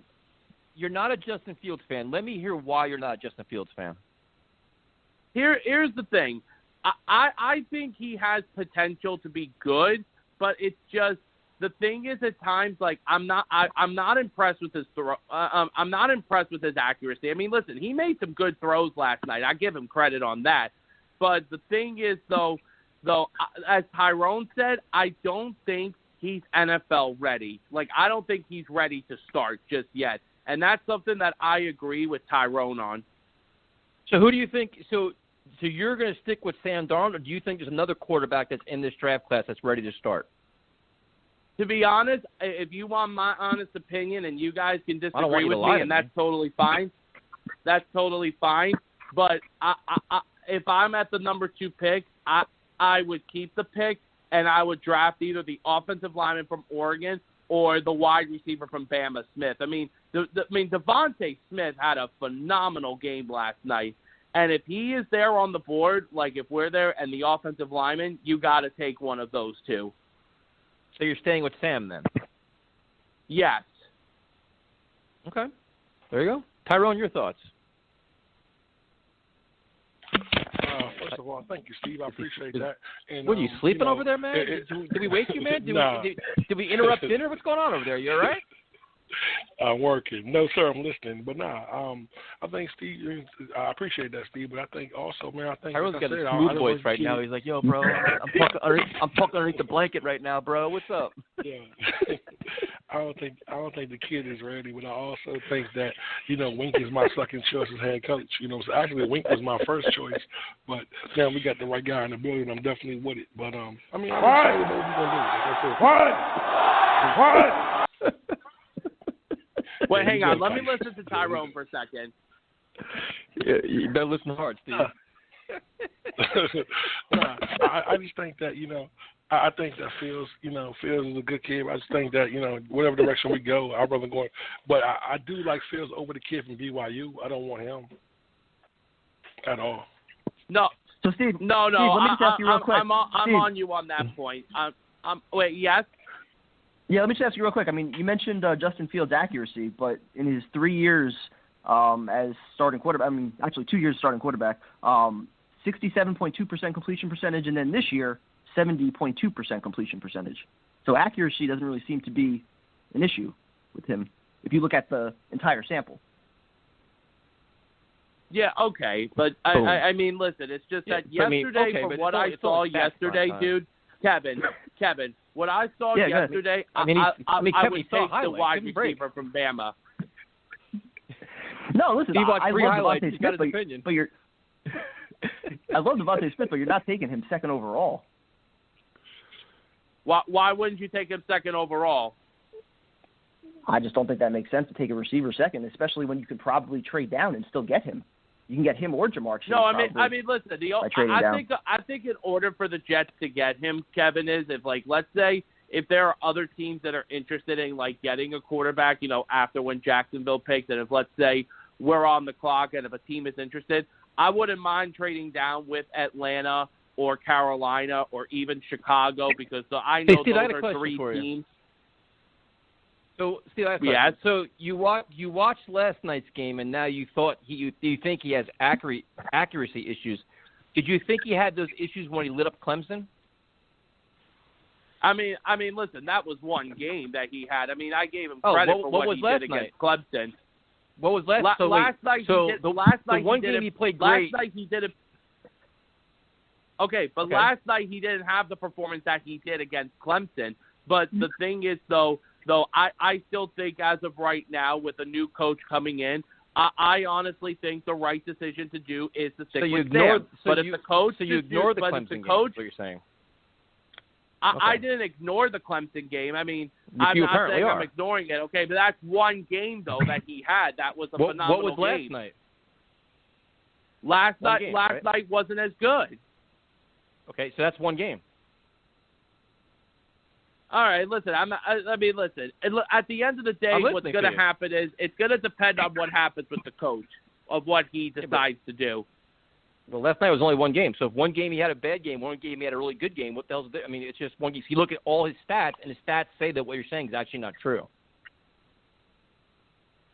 I'm not saying that, but I listen. I'm just gonna see what happens. It's just right now. I mean, you said this before, Tyson. You don't know what they're gonna do with the second pick. Honestly, I don't know what they're gonna do. We just have to sit back and relax. We're just fans. We're just fans. Man, I never call myself anything else other than a fan, but I still think Justin Fields is ready to be an NFL quarterback. He's ready to play. Yeah, but we'll see what happens. All right, Steve. Well, you know what? Thank you for your insight and your feedback. We definitely appreciate it. Have yourself a great evening. All right, you too, man. Bye-bye. Have a good night. Thanks, Steve. Have a good night, Steve. See, prime time, I told you I matured. I thought that was going to get a little worse. I was surprised it didn't go down I was that waiting. I was waiting for you to start, Tyson. I was sitting back waiting, just listening. Knew it was coming. It's a new year, man. Oh, Next new year, up, new you, huh? Dan Okay. in Howard Beach. Dan, what's up, dude? What's going on, Dan? Hey, fellas, I'm excited. And, Tyrone, why are you soft-speaking on that last one? I thought I called a 900 number. You're, like, whispering all over. I don't know if I got the right number. You listened to the first half hour. Anyway, listen, fellas, I am excited that I'm hoping that we can nail this tonight. Again, there's certain intangibles that you can't teach a certain head coach. And that's being a leader of men. Parcells had it. Belichick has it. You have all these defensive-minded coaches or even offensive-minded coaches, but when they are given that legit spot as a head coach, they know how to interact overall with the entire team, just like Rex did. We haven't had that. You got a guy like Adam Gase or even Bowles. It's just one side of the ball, and they're not people persons, man. They're not there. They're not ready to lead. And honestly, Salah was one of my top three. My top three was Campbell, Harbaugh, and Salah. And it wasn't like, Salah then we're just settling. Absolutely not. I'm hoping that they could seal the deal. I'm hoping that Christopher Johnson learned from 2 years ago, not letting the guy that you covet the most out of the building. If Salah gets out of the building, sayonara, guys. We got to move on to the second option. And I'm hoping that I'm wrong, but it's like prove a Jet fan wrong for once. I'm thinking in my head, he leaves tonight. He leaves. He's gone, and now we got to go up for option B, option C. That's the mentality that I have because I don't want to hype myself so high. There's a lot of optimism with Joe Douglas. Now he has to put money where his mouth is and seal the deal tonight. If he has Salah, number one, they see things eye to eye. That was their number one target. Seal the effing deal tonight. And if he does, I know there was a lot of talk of, it's up to the head coach to solidify Sam's fate. I get it. But not for nothing. If you got Salah there, it's up to three people. Because the offensive coordinator, whoever they choose, he also has to feel comfortable with what kind of quarterback he wants as well. You can't just force anyone on the offensive coordinator too. You can't say, I know you can't really leave that decision in the hands of the offensive coordinator, though, right? I mean, offensive coordinator has to be collective. 1 year. Kevin, it has to be collective. It can't. I'm not saying he's the overall, but he has to have some input as well. You can't just leave him in the dark. Input, yes, but again, an offensive coordinator can leave after a year for a head coaching job if he does a good job. So, I mean, if we're making this huge decision that's going to be altering our franchise for the next 10 to 15 years, I feel like it should be Joe Douglas, number one, head coach, 1A, 1B. The offensive coordinator, take their input, but that shouldn't be like the key selling point on who to take. No, I mean, there has to be input because that's one thing that gets excluded a lot is the offensive coordinator's input in this, either getting Fields, Wilson. I mean, I like those two quarterbacks. I like Fields a little bit more, but I would trade down from the two because not for nothing, to Tyson's point with the whole Watson thing, hear me out on this because he may be onto something. Let's say, for argument's sake, the Dolphins really covet that left tackle from Oregon, and they know that there might be another team that might jump them with the Jets to move down. They might give their second first round. I think they have 2 first-round picks this year. They might trade that, and now I thought they did. I thought they had 2. Yeah, they do. Yeah, of course they do, because that's the Texans' pick. That's right. Oh, yeah, you're right. Good job, Dan. Thanks, Dan. They got the third. Hey, Dan, they got the third in the 18th Right. pick. So hear me out. So let's say if we trade with the Dolphins and they give us that first rounder, we could potentially trade 3 first-round picks of this year for Deshaun Watson and Sam Darnold. Please correct me if I'm wrong. That's more than enough. Yes, as far as trade compensation, the Jets could offer as much or more than anybody else out there, but you still have to get Deshaun Watson to agree to come to the Jets. He has a no trade clause, and you know the situation down there with the ownership. He's not coming to play for Woody Johnson, period. There is no way that is happening. That's why it starts tonight, Kevin. It starts tonight.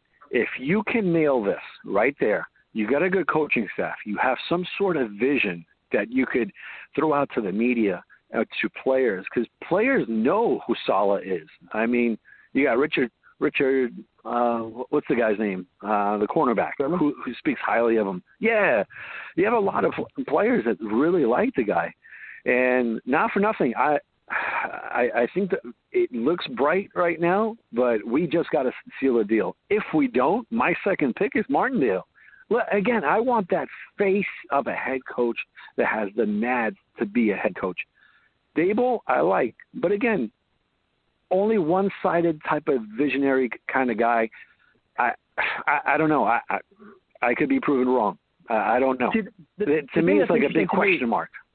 Yeah, the thing that's interesting to me is that if you ask 7, 8, 9 different analysts, you're going to get probably 7 or 8, 9 different answers as far as who's the top head coaching candidate that's out there. It doesn't really seem like there's a consensus, like 1 or 2 guy.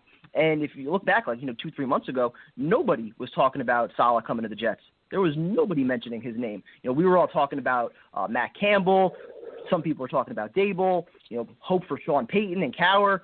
Those were the names that we were talking about. So now it seems like, in a sense, we're trying to convince ourselves that, yes, because he's a rah-rah guy, he's the answer. I hope all the other things that we're hearing, he's a player's coach, he's a leader, good X's and O's guy, he's going to surround himself with a good offensive staff. I hope all those things come to fruition, but these things they're just such an unknown, and it seems like all these guys are kind of just lumped together, Well, you are right that, yes, everyone's an unknown, but Salah's name has been circulating, not only this offseason, but last year's as well.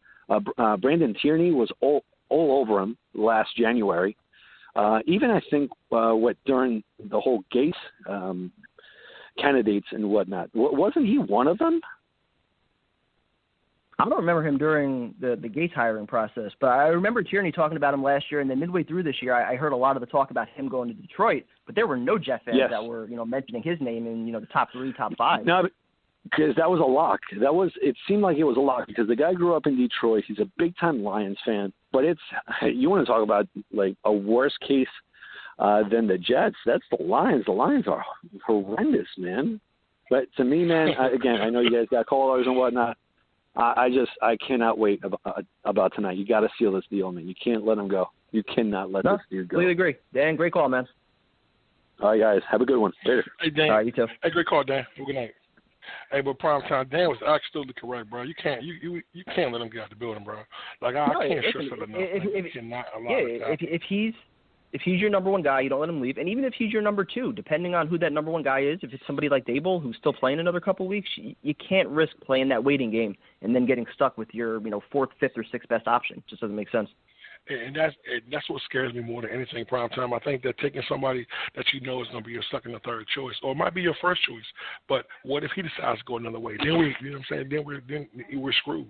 So I think if he's the guy you want, if he interviews well and he's somebody that you have on your radar that you think can come in and change your team, bro, I think go for it. I mean, at the end of the day, you can't wait. Coaching search in the NFL is not a waiting game, man. If you get somebody in the door, you better grab him, because if not, he's a highly sought after guy, and it's the reason. Like I said, man, his fieriness, man, is his chance of bringing LaFleur. I really like that. I think that's a great OC waiting to happen.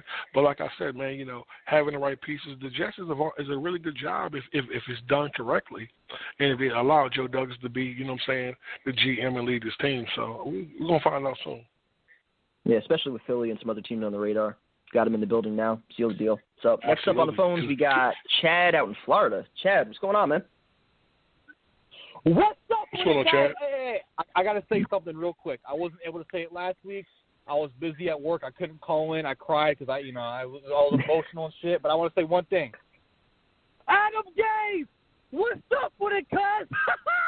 Get the fuck out of here, bitch! Woo! Take your donkey-looking ass the fuck out of New York. Oh my God, I'm feeling good. But anyway, I'm ready to open up some motherfucking questions. I will put that shit to sleep just like what Nick Chubb did versus the fucking Steelers. Let's go, motherfucker. Wow. Hey, Chad, I love you. All right, you. so now that Gase is out the building, who's your top dog? Who do you want to replace him? Dude, we got Salah available, man. Like, do not let his ass. Well, here's the thing, man. There's a coach called Adam Gase. He's back in the market. Let's whatever. Fuck you, Chris Johnson, you ugly ass midget peanut looking motherfucker. But anyway, if not, I want Eric Bieniemy. That'd be the fucking thing. You know what I'm saying? I want bro, I got Dallas. a question for you. Go ahead. What's up, bro? Yeah, I got a question for you, bro. So, okay, so if it's not Salah, it's not Eric Bieniemy, man. How you feel about Pederson out of Philly? What do you think about him? I don't want it, man. Like, what the fuck, dude? That's dumb shit. Like I know he won a Super Bowl, but Adam Gase also won a Super Bowl. Look what the fuck happened to us. You know, I respect Pederson. I don't think it's I don't know, man. If he's gonna go somewhere, I don't think he should land here, because I want a coach who's hungry, who's ready to be a head coach, and just wants to shit. Peterson, I respect him. He won a Super Bowl. He brought Philly their first Super Bowl, but I don't think he's the right guy for us. You know what I'm saying? You want somebody that can match your intensity. You know what I'm saying? You want someone that's going to match your intensity. I got one more question for you, bro. So with the second pick of the draft, man, after watching, what do you think the Jets should do with the second pick of the draft? Well, here's the thing, guys. Given the power that God has entrusted in me to give you this prediction that I'm not supposed to give you, God has told me that the New York Jets will keep Samuel GX Darnold. We're going to draft Devontae Smith at number 2. We're going to get the running back from Alabama at the 23rd pick. And then Samuel GX Darnold will throw for 37 touchdowns, 6 INTs. Devontae is going to catch 12 of them. And that is all Sam Darnold. What a play by number 14. Yeah. Gingers have souls, all right? And then Jamison Crowder and Chris Herndon will do the rest. What the fuck happened to Chris Herndon, man? That just goes to show how much of a fucking cancer Adam Gase was. He made Le'Veon Bell a scrub. Chris Herndon looks like a sweet tight end.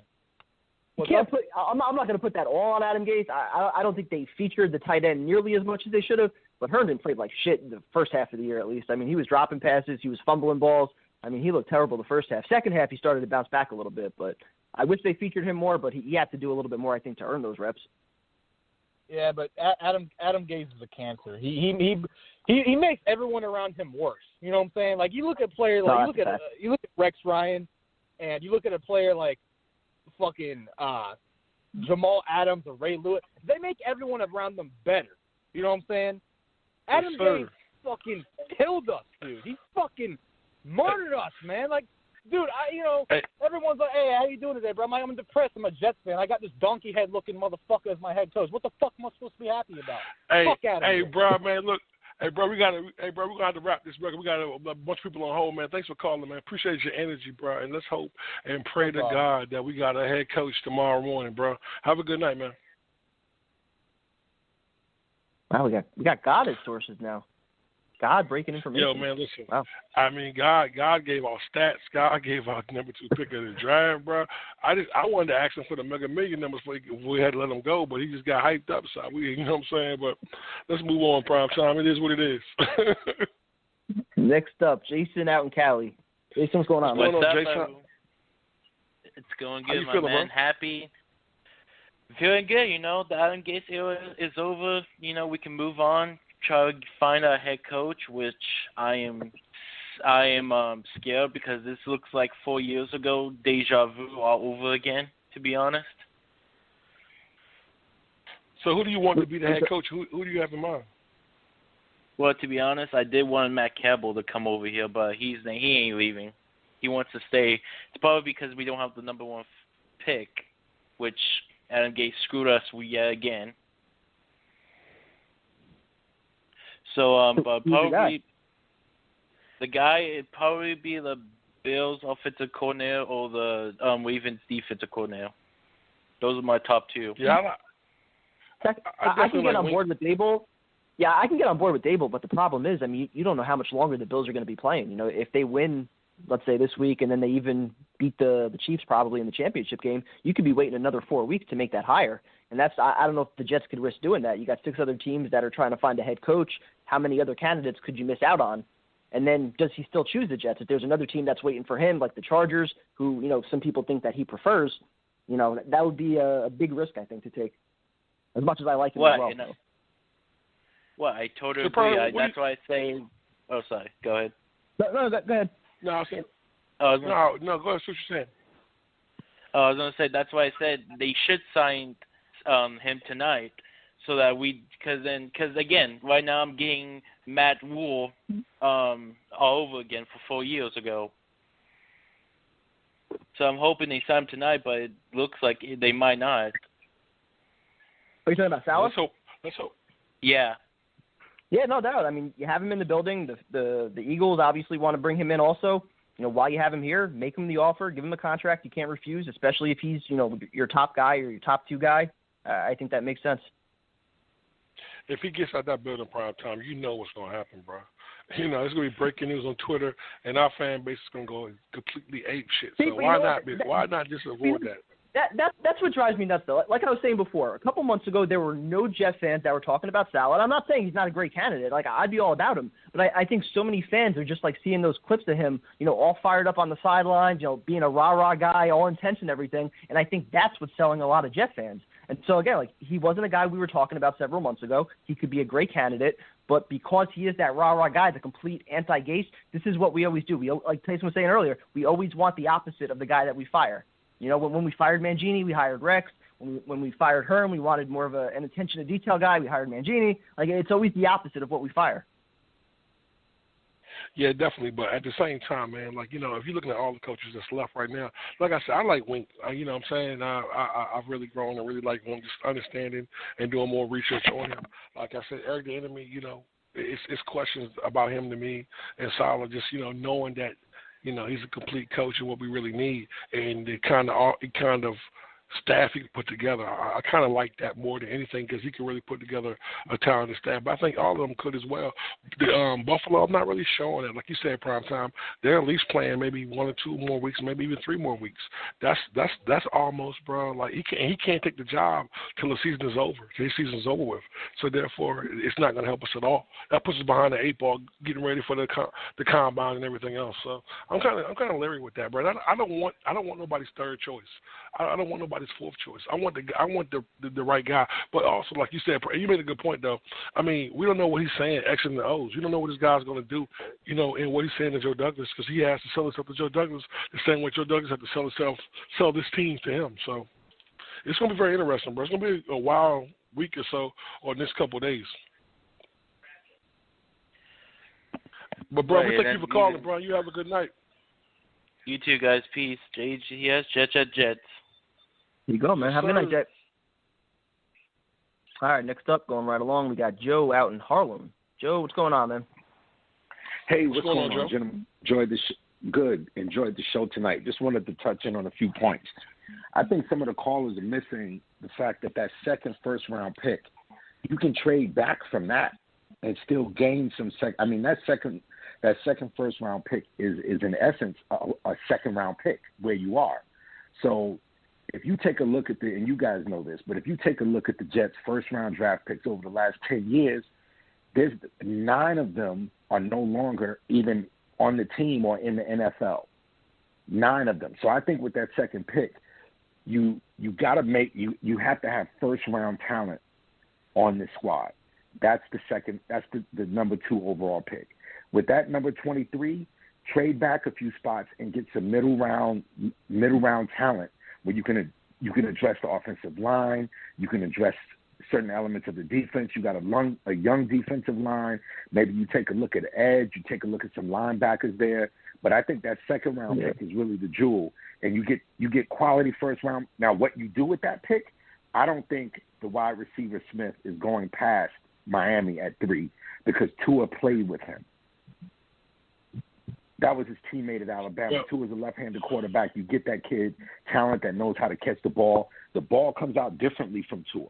And I think probably that's it was like that with Steve Young in the 49ers. When they switched to him from Joe Montana. If you take a look at the documentaries, Jerry Rice had to learn how to catch the ball, again, from a left-handed quarterback. They had an assistant in the 49ers who was lefty throw 200-300 balls to Jerry Rice so he could get used to Steve Young.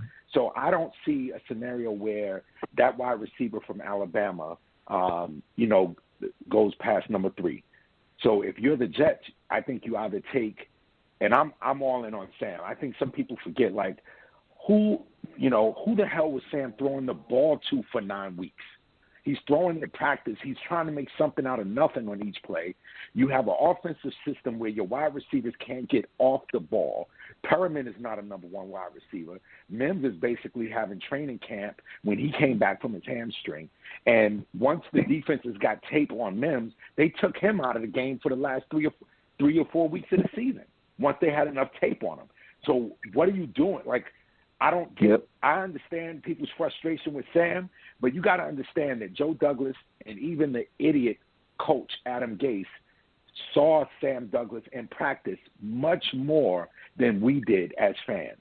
So they probably see him and say, wow, it's probably not all Sam. We have wide receivers that can't. How many times did Sam throw the ball on the dime, Herndon dropped? Or even some of the other plays, Perriman. How many drops did Perriman have? Perriman's not a number 1 wide receiver. So do I think Sam is the issue? I think Sam has to get better, yes. But I think a lot of that comes from scheme and coaching. The last part on that I want to make is this. You take a look at other coaches who have known offensive schemes for success. Take a look at Bruce Arians' scheme. Where Adam Gase was doing defenses, it was like the defenses were in the offensive huddle on every play because they knew what Adam Gase was going to do. So, and just to close out on the head coach piece, me personally, Salah is good. I would be happy with that because I think the Jets need a head coach to coach both sides of the ball. Personally, I wouldn't have been mad at Marvin Lewis. And I think that's a name that gets overlooked. He's a little bit outdated, but when you take a look at, what some of his assistant coaches have done since they left him, especially what's his name in Minnesota, the head Mike Zimmer in Minnesota. Mike Zimmer was Marvin Lewis's defensive coordinator. But if the Jets have Robert Saleh in the yard right now, and I think they do based on everything that's on Twitter, lock him in. No, listen, a lot of great points there. First with the Dolphins and Tua, I don't even know if the Dolphins are definitely committed with Tua yet. I mean, there's talk that they might entertain the possibility of taking a quarterback, possibly even Sewell if he's there at 3. So I think there's a lot up in the air. And then as it relates to the Jets' first-round picks, I think you said, 9 of 10 are on the roster right now as far as their first-round picks go. But, I mean, those weren't Joe Douglas's guys. They weren't his picks. I mean, he's only been here a year, so I'm not going to, hold that against him, as far as our past goes. But I get what you're saying as far as trading back. I think trading back from 2, obviously you're going to get potentially a ridiculous ransom. At 23, I'm kind of looking at it the opposite way, where I'm hoping this year Joe Douglas maybe has a little bit more conviction and tries to trade up and target, whether it's a Devontae Smith or somebody, if he's there around 10, probably not, after that performance last night. But, you still have some other guys like Jalen Waddle and some other receivers that are ranked pretty highly. So I'd like to see him have some conviction this year, target somebody, even a Kyle Pitts, a legitimate weapon at tight end. Like last year we had the approach of, all right, we're going to trade back. We got some extra picks, and we still got our guy in Mims in the second round. All right, that was cool, but we missed out on some options along the way. So you look at some of the other receivers that were drafted, at the end of the first round, early second round, you're telling me that Justin Jefferson wouldn't look great in a Jet uniform right now instead of Denzel Mims? So, I'd like to see Joe Douglas maybe just have a little bit more conviction this year. No, I'm with you. But let me ask you a question. Would you want to see Devonta Smith twice a year in that division in Miami? And when you take a look at – right. So, no, sir. My position is look at what Josh Allen has at the wide receiver position in Buffalo. If you have a Miami with their head coach who's done a damn good job, right, and you pair him, you bring a Devonta Smith in for Tua, and they play together. They have chemistry already. I could absolutely see that happen. That would be a nightmare scenario. I think the Jets need a number one bona fide wide receiver with first-round talent at that position. No more free agents. No more banged-up bodies that you spend a ton of money on, and they come here and they get hurt or they get injured. You have to grow through the draft. You can get a number one wide receiver that you have on a rookie deal. That means you have your top 2 wide receivers on rookie deals. You come in here with a coach, focus on the offensive line, get first-grade talent, none of the bargain one-year deals the one-year deals, these guys don't know what they're playing for. They're not going to be here. So it was like it was set up to fail from the jump. But let me ask you a question. So what if we took the second pick? Somebody like Cincinnati wants to move up because they want to get the left tackle. We drop back to 5 and take a receiver. You know what I'm saying? But it's something you got to factor in too, though, man. You got to look at the GMs that were making those picks in the early round for the Jets. You know what I'm saying? Other than Tannenbaum, we really haven't had a GM that was capable of evaluating talent. So I think that Joe Douglas does a better job of evaluating talent in the first couple of rounds. But the one guy I keep harping on is Hogan. I think having Hogan in the building is definitely going to help, you know what I'm saying, be able to get the right kind of players in. And I think also, you know, and the reason Salah's name is popping up, and I'm going to tell you this, and this is what it is the fact that we're so used to having a coach come in and not get the job done. So when you have a young talent, sometimes you have to take that young talent and mold them in the same passion. But we have so many holes to fill, you can't fill it all in one season. So having a young coach come in that could actually get the job done in all 3 aspects of the game, you know what I'm saying? And that's what we're lacking. So when you hire a guy like this and you bring in the Greg Gaines. I agree with you. I agree with you. But like, I'm just saying this. Jets fans are idiots because they look at a college football game and say, oh, look at what Justin Fields did at OSU this year. There's a reason why most college players are never drafted because they're mediocre, and the game is so much faster at the NFL level. You take a look at what Josh Allen has. Cole Beasley is a beast. And he's your number 2 or 3 wide receiver. Cole Beasley doesn't drop passes, and he's like 7'11" because he's always open. Then you add Stephon Diggs to that, okay? And then you have a quarterback who's basically a running back. Because let's face it, Josh Allen doesn't really, even if he's having a great year, but he doesn't scare me because we've seen him twice a year, so you know what Josh Allen is. And the Jets could have beat them several times if you had a head coach with half a brain who knew how to actually call a game. But the Jets, Darnold doesn't have that. So what happens is Jets fans put it all on Darnold, and they forget that Braxton Berrios wouldn't even be on an NFL team, let alone start, if you had quality wide receivers around the kid or you had a half-decent offensive line. So for me, what I would do is that you either draft a tackle from Oregon or you look at wide receiver talent and get this kid somebody. Now, my downside about the kid Devonta Smith, the downside about him is he's only 6'1" and he's small. And in the NFL, you put him up against a Jalen Ramsey, they're going to check him at the line every play. He'll have to get stronger to get separation, and that is what has killed the New York Jets. The wide receivers don't get separation. So Sam is stuck holding the ball, waiting for someone to get open. The pocket breaks down. He runs out of the pocket, and he's pressing now to make a play, so he throws the ball instead of throwing it out of bounds. And it happens more often than not, especially when you have an offense that's not predicated on either throwing the ball downfield or trying to help chuck some of these defenders, these DBs, so your wide receivers can get open. So I'm listening to some of the callers, and I'm like, these guys are idiots because they don't see the game the way the game flows, or they didn't play the game. The wide receivers are not good enough. They're not running routes to get off the ball and get the DBs off of them. Joe, excellent call, man. Phenomenal point. Excellent call. Excellent call, Joe, man. Excellent call, bro. And let's just hope for the best, man. You have a good night, bro. Appreciate you, bro. You too, y'all. Love the show. Thank you. Appreciate it. Have a good night. Good night, bro. Great call, bro. All right, great call. Yeah, phenomenal call. Next up, we got Dave out in Richmond, Virginia. Dave, what's up, man? What's going on, fellas? How you doing?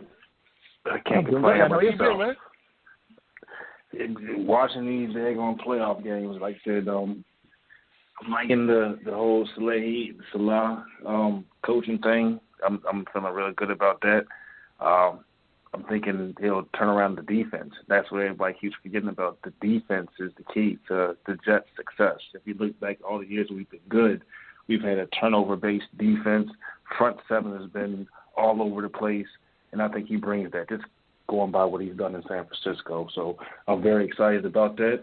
And like I said, I'm thinking he's going to change us from the 3-4 to a 4-3 defense, and it will create turnovers and put pressure on the quarterback. That's what we got to do. So do you think let me ask you a question. Go ahead. No, go ahead. Prophet, I was asking the same question. Do you think he's going to wrap it up tonight? I hope so. That we need to. Like, if we don't get him tonight, once we comes in, then I don't think we're going to get him. McCagnon had the little cupcakes and everything for the guys. Bring this guy in, a T-bone steak, the drinks, all the everything else that goes with it, the dancers, whatever you got to take to get this guy to want to stay here. Like I said, you can't let him leave the building. This is our guy. I'm very, very, very affectionate on. Hopefully, he becomes our next head coach. I love his fire. You see him on the sidelines. He motivates everybody on the team. And like I said, he's a defensive guy. And like I said, last year our defense didn't come to the party at all. Our defense got ran over, got passed on, and it was just a shit show for our defense. I know the offense sucked as well.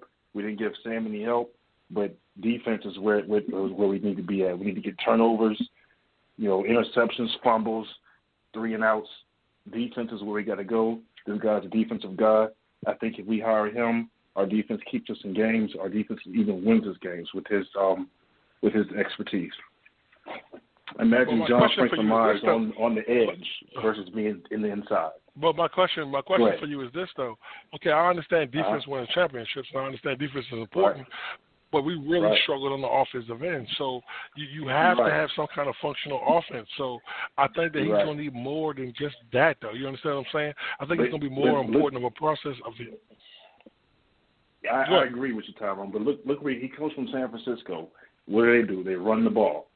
I say draft time, we draft a tackle, and we run the ball. Behind Becton and Sewell, we run the ball left, we run the ball right. We saw we can run left last year. If we get Sewell in, we'll run right. We'll left and right, and that comes play action. I think Sam is good. If we give Sam a good running game, we draft one of these tailbacks out of college, either Najee Harris, Etienne, or the kid from Memphis, the kid from Ohio State, any one of these running backs who can carry the ball and get yards. Play action. But let me ask you a question, though.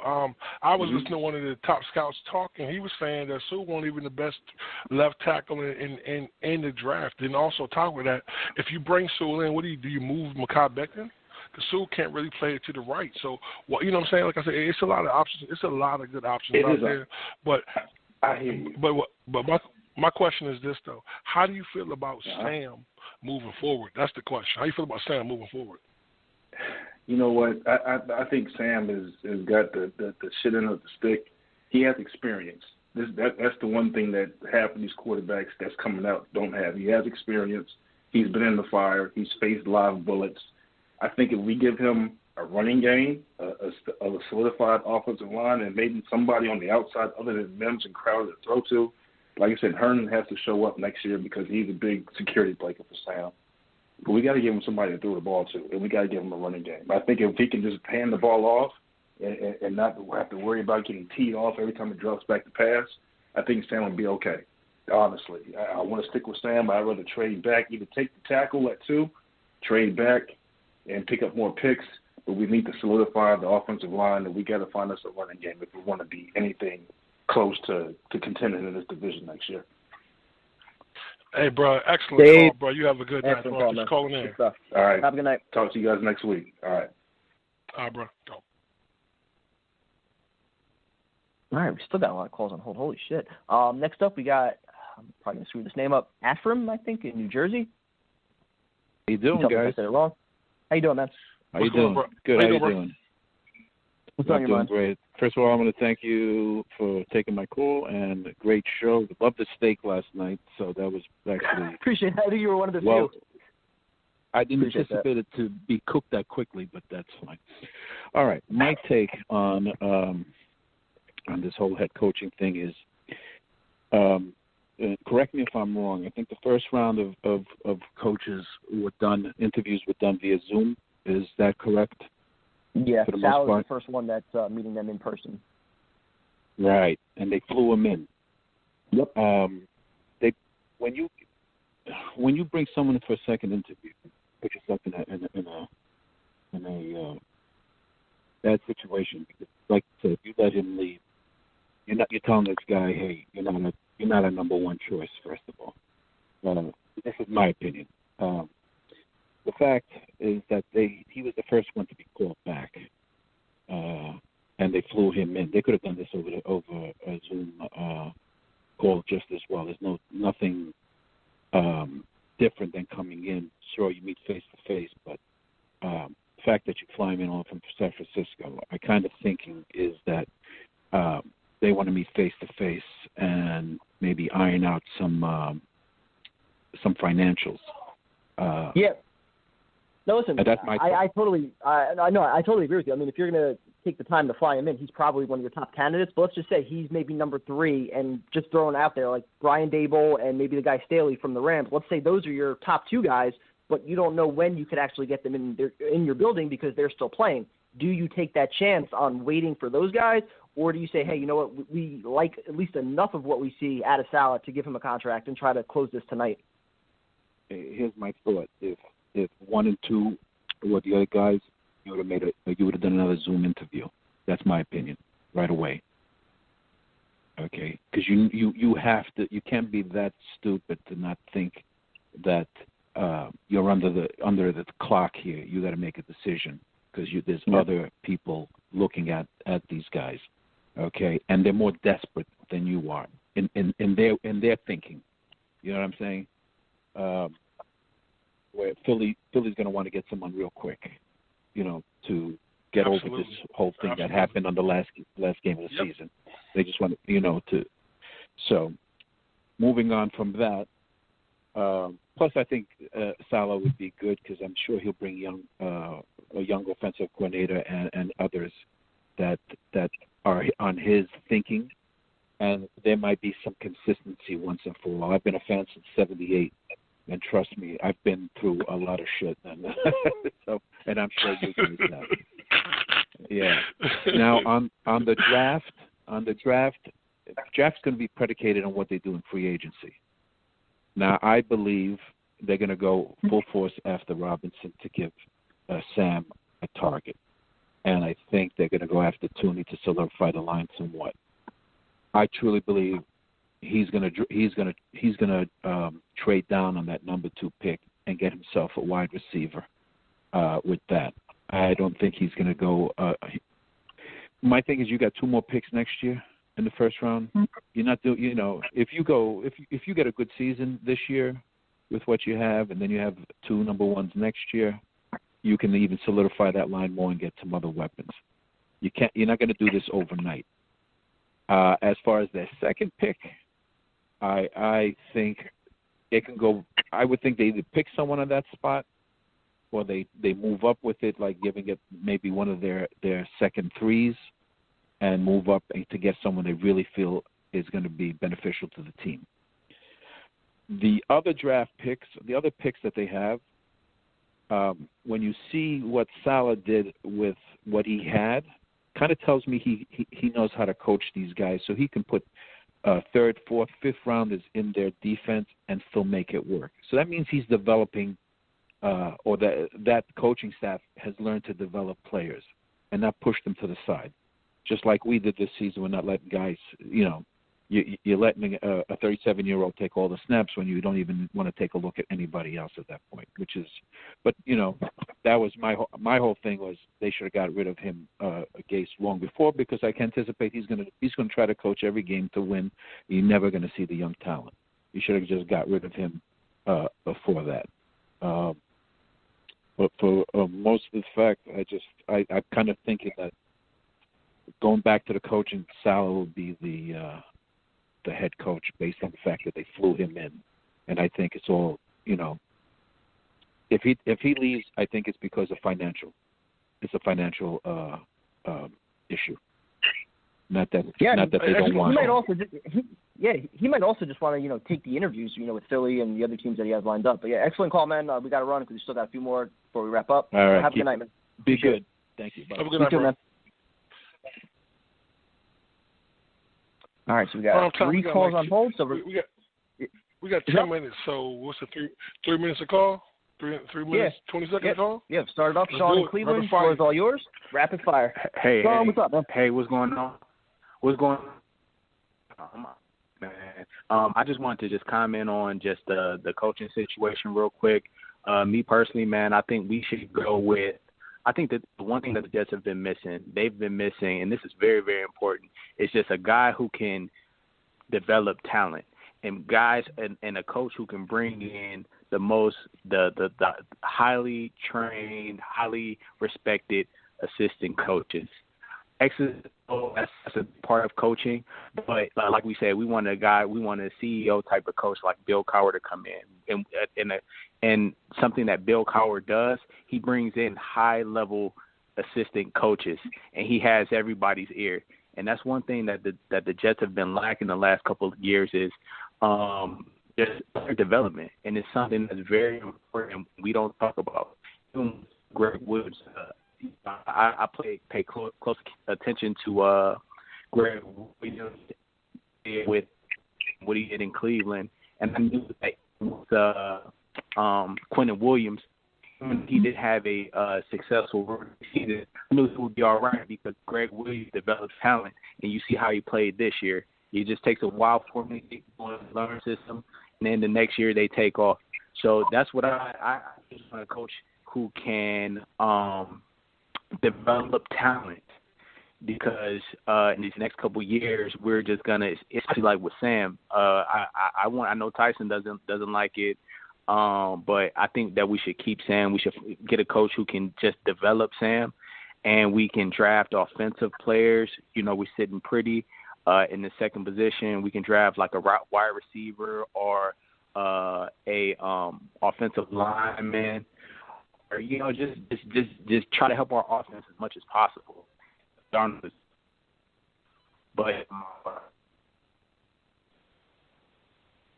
all right, bro. Thank you for calling, man. Excellent call. Have a good night, bro. Yeah, well said. You're starting to break up a little bit there at the end, but yeah, well said. Next up, we got Luca out in Brooklyn. Luca, what's up, man? Hey guys, how are you? Happy Tuesday. What's up, bro? Well, I was just looking at the rumors of Salah, and for Per-Use Stadium. There could be a deal actually done tonight, and I'm actually kind of happy. But one thing I have with hiring a defensive guy is you're going to have to hire an offensive coordinator, obviously. But the one worry is if the offense starts flying, that offensive coordinator is going to become a candidate for other head coaching jobs, and you might not have the same continuity. I mean, that's just a minor worry, but I like what Salah brings to the table. It doesn't alienate his players, and I just hope he's a CEO guy. You think they're able to wrap it up tonight? What's that? You think they're able to wrap it up tonight, or is he going to take his interviews with Philly and elsewhere? It would be smart to not let him out of the building without a deal. Yeah, so, look, I got a question for you. I got a question though. Like, we're all pretty high on him. Like, we want him a CEO type of guy. Do you think he's the right fit to change the personality, the culture, and the direction of this team? Like, I think he is. I think this team lacks so much right now. He could be the face of the franchise until we get a face of the franchise, whether it's Sam emerges or whoever we draft or whatever else. Do you think he has that personality, that ability to just completely change everything for us? Like, just even the perception of the team. Absolutely, I 100% agree with you, Tyson. He's going to be the guy to change the culture. He doesn't alienate his players. He's all energetic, and we've been looking for that energetic guy since Rex Ryan, and we need that type of fire. Yeah, I mean, and so now the other thing that some Jet fans are kind of mad because he's a defensive-oriented coach. Does that bother you, or do you have faith that he recognizes that the Jets have a lot of problems on offense, and you think he'll put together a quality offensive staff.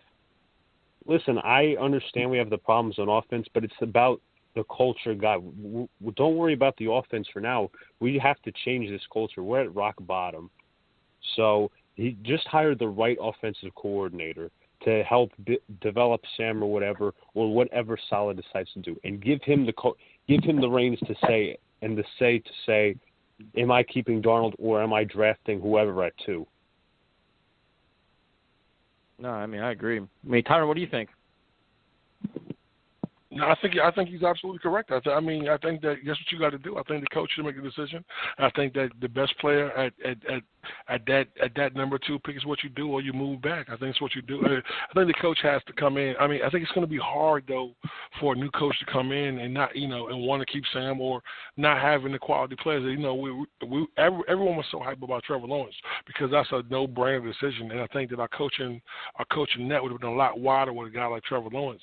Now you're having to make a decision about Sam, you're tied to that. So that's very difficult for any player to have to do. So any coach to have to do. So I don't think that if he leaves the building today, I don't think that he's gonna come back. I think that Philly's gonna fly him in tomorrow. I think they're gonna, by the end of the day, end of the business day tomorrow, the first day Thursday, they're gonna hire him, and that's what I would do as well. Because they want to move on from the stench of Pederson. So it's gonna be a wild ride. What do you think, Primetime? No, dude, I'm in the same boat. We all have our feelings, whether it's about Fields or Darnold, but it really comes down to who that coach is and what him and Joe Douglas, see, and not just, the prospects, but in Sam and potential trade downs. And I think they're going to weigh all their options. I don't think we're going to have an answer until draft night. Absolutely. And just one thing to cap it off, I don't think we should base Fields off of last night's game. I really don't. Because I saw a lot of consistency during the season, and it'd be unfair to just base him off one game completely. Man was playing with probably a broken rib, so it's pretty unfair. Yeah, I think it's gonna be those whole draft, like the draft prospect evaluation over the next couple of months can be fascinating, especially if the combine is limited or they do a lot of cutbacks, and if they even play the Senior Bowl, how they do all these things. It's gonna be fascinating, man, to see. This is where you got to rely on Joe Douglas and his highly touted staff, that they have this film study and they have the ability to identify talent in limited circumstances. So it's going to be interesting, man. It's going to be one hell of an interesting offseason. And we keep saying it every year. It's going to be an interesting offseason. It's just the most important offseason. But this might be the most crucial one, because you have to decide the quarterback and you have to get the head coach right. Yep. No, you're right. Thanks for calling, man. We appreciate it. Thank you. Have a good night, bro. So, Tyrone, after we went through your smooth voice, you've stayed relatively calm tonight, man. You got your argument off with Jake, but you've stayed composed pretty much tonight. Nah, man, always, baby. Do Tyrone, baby. Nah, man. Listen. I just want this to work out so bad. It's like I've been just contemplating, just really doing my research on what I really want this team to do. And it's like, I'm to the point now that we got a good coach in the building. I hope they hire him. But if not, what's next? You know what I'm saying? I just think that, I think every caller kind of reiterated the same thing, that if this guy walks out the building, then he's gone. Then who's next? You know what I'm saying? Then Primetime made the great point that if we're waiting for Buffalo, man, it could be, 4 or 5 weeks. Then you got to put a staff together. You know what I'm saying? That scares me. That scares me because of the fact of we have we had a point now that so much is at stake. You know what I'm saying? We don't have time for errors or mistakes or making bad judgment or hiring the wrong guy or not making the right decision with Sam. So a coach needs to be in the place to decide what we're going to do, because it's going to be a great free agency. It's going to be a good draft, and we have 3 picks in the top 34 picks of the draft. So you can really fluctuate some talent, or you can move back and get more picks. I don't think we'll get the big haul everyone wants us to get, but I do think that we have a chance to really, start doing things the right way. And also, man, let me reiterate one more thing. I don't hate Fields, man. I don't want nobody thinking I hate Fields. I just feel like the kids need some more time, and that's just what it is. And I'm not going to base him off of 7 games, but you're not going to tell me, man, this kid is the best thing since sliced bread. Now, Trevor Lawrence, man, is to me was a one and done quarterback. You know what he is. Checks every box. Field, it's still some boxes to be checked for me. And why bring in that when you already have a player like that in place? But I will say this about Sam that the caller it was wrong about earlier. He didn't. Sam made those throws. The interception, those bad throws, Sam made those. You can't blame everything on Gaze, man.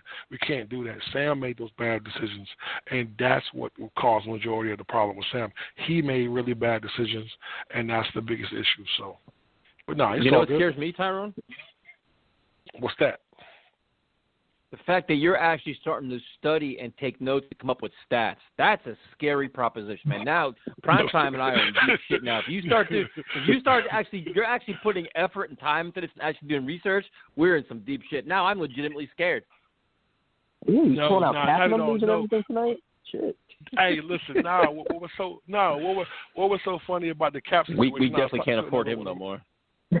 I was talking to I was talking to a friend of mine about the cap situation. I was like, yo, because he was saying that we're not going to have enough money in free agency. I was like, look, because normally, free agency, man, you always have like 25 teams that have a lot of money. But this year with the cap, with it being a bad year, the cap's going to be kind of low.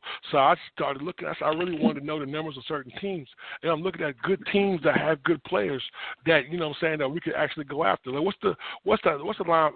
Bud Dupree from Pittsburgh. You know what I'm saying? They're not going to be able to resign him, even though he got hurt in his rehab, but they're not going to be able to resign him.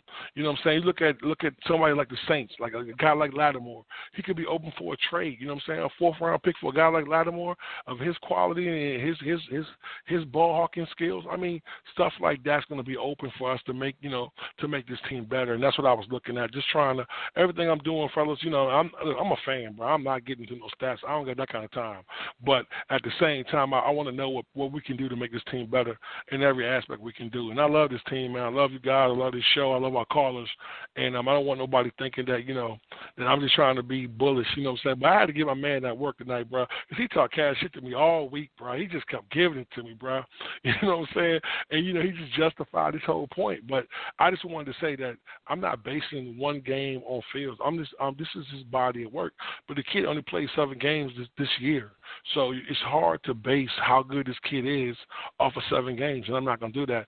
I don't care what he did last year. Sam threw 5 touchdowns in a row, bro, and look what he's doing now.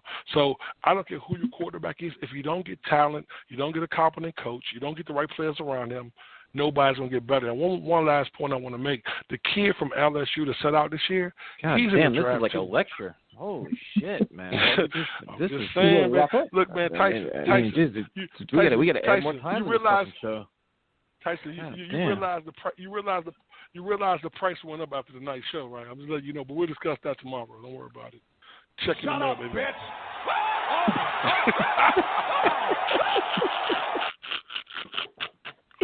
This is my problem. Wow. That was never Are you done now, Tyrone? Can we do our parting shots, or are you still lecturing me in prime time? Yes, prime time. I think you nodded off just now. I'm done. Go ahead. Let's go. Prime time. Your thoughts. Oh, that wasn't his farewell, his signing off? Okay. So, yeah, just nice to hear some positivity tonight. I mean, we've been pretty negative for the past year with good reason, with the state of this team and everything. But, yeah, it was nice to hear some fans fired up, some optimism about the head coaching search. We'll see if they can wrap it up tonight with Salah. Yeah, thank everybody for joining us, on here, on YouTube. The support has been crazy overwhelming, so we definitely appreciate it. And as the news breaks, if they hire a coach, we can do another live show like tomorrow night or whatever the hell it is. We can keep doing it and get instant reactions to whatever happens. So stay tuned. We appreciate it. Anything else, Tyrone? Do you want to speak more? Hey, man, have a I'll good be up night. late, so I mean, if they end up hiring somebody, we could start the live stream. 1 a.m. I don't care if they hire somebody. I mean, fuck that, but I'll be asleep. Tyrone, just call me tomorrow. Tyrone will be asleep. Just call me tomorrow. Yeah, I'm not that dedicated either. Put in the work. I'm definitely not that dedicated. Prime time. I'm a half a bottle in a 12-pack in, bro. Your live feed with me at 1 o'clock in the morning, bro, would be absolutely crazy. So we good. That's why you slowed down. Hey, that's why you don't qualify for a raise yet. I mean, me and Tyson, we sit there on the live streams. We take down a whole 12-pack during the live stream, and we're still good to go for post-game interviews.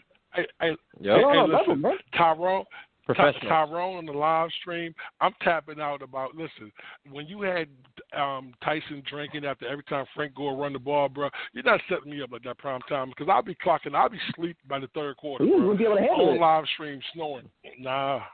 Hey, hold on. You seen how I get done when I get to drinking, you know what I'm saying? Tyson understands that. He know. And I'm gonna tell you guys who don't know, if you ever get a chance in your life to drink with Primetime, Jay, and Tyson, I'm telling you now, bro, it's gonna be a long ass night. You guys Tyson don't want to go home. Have a good night.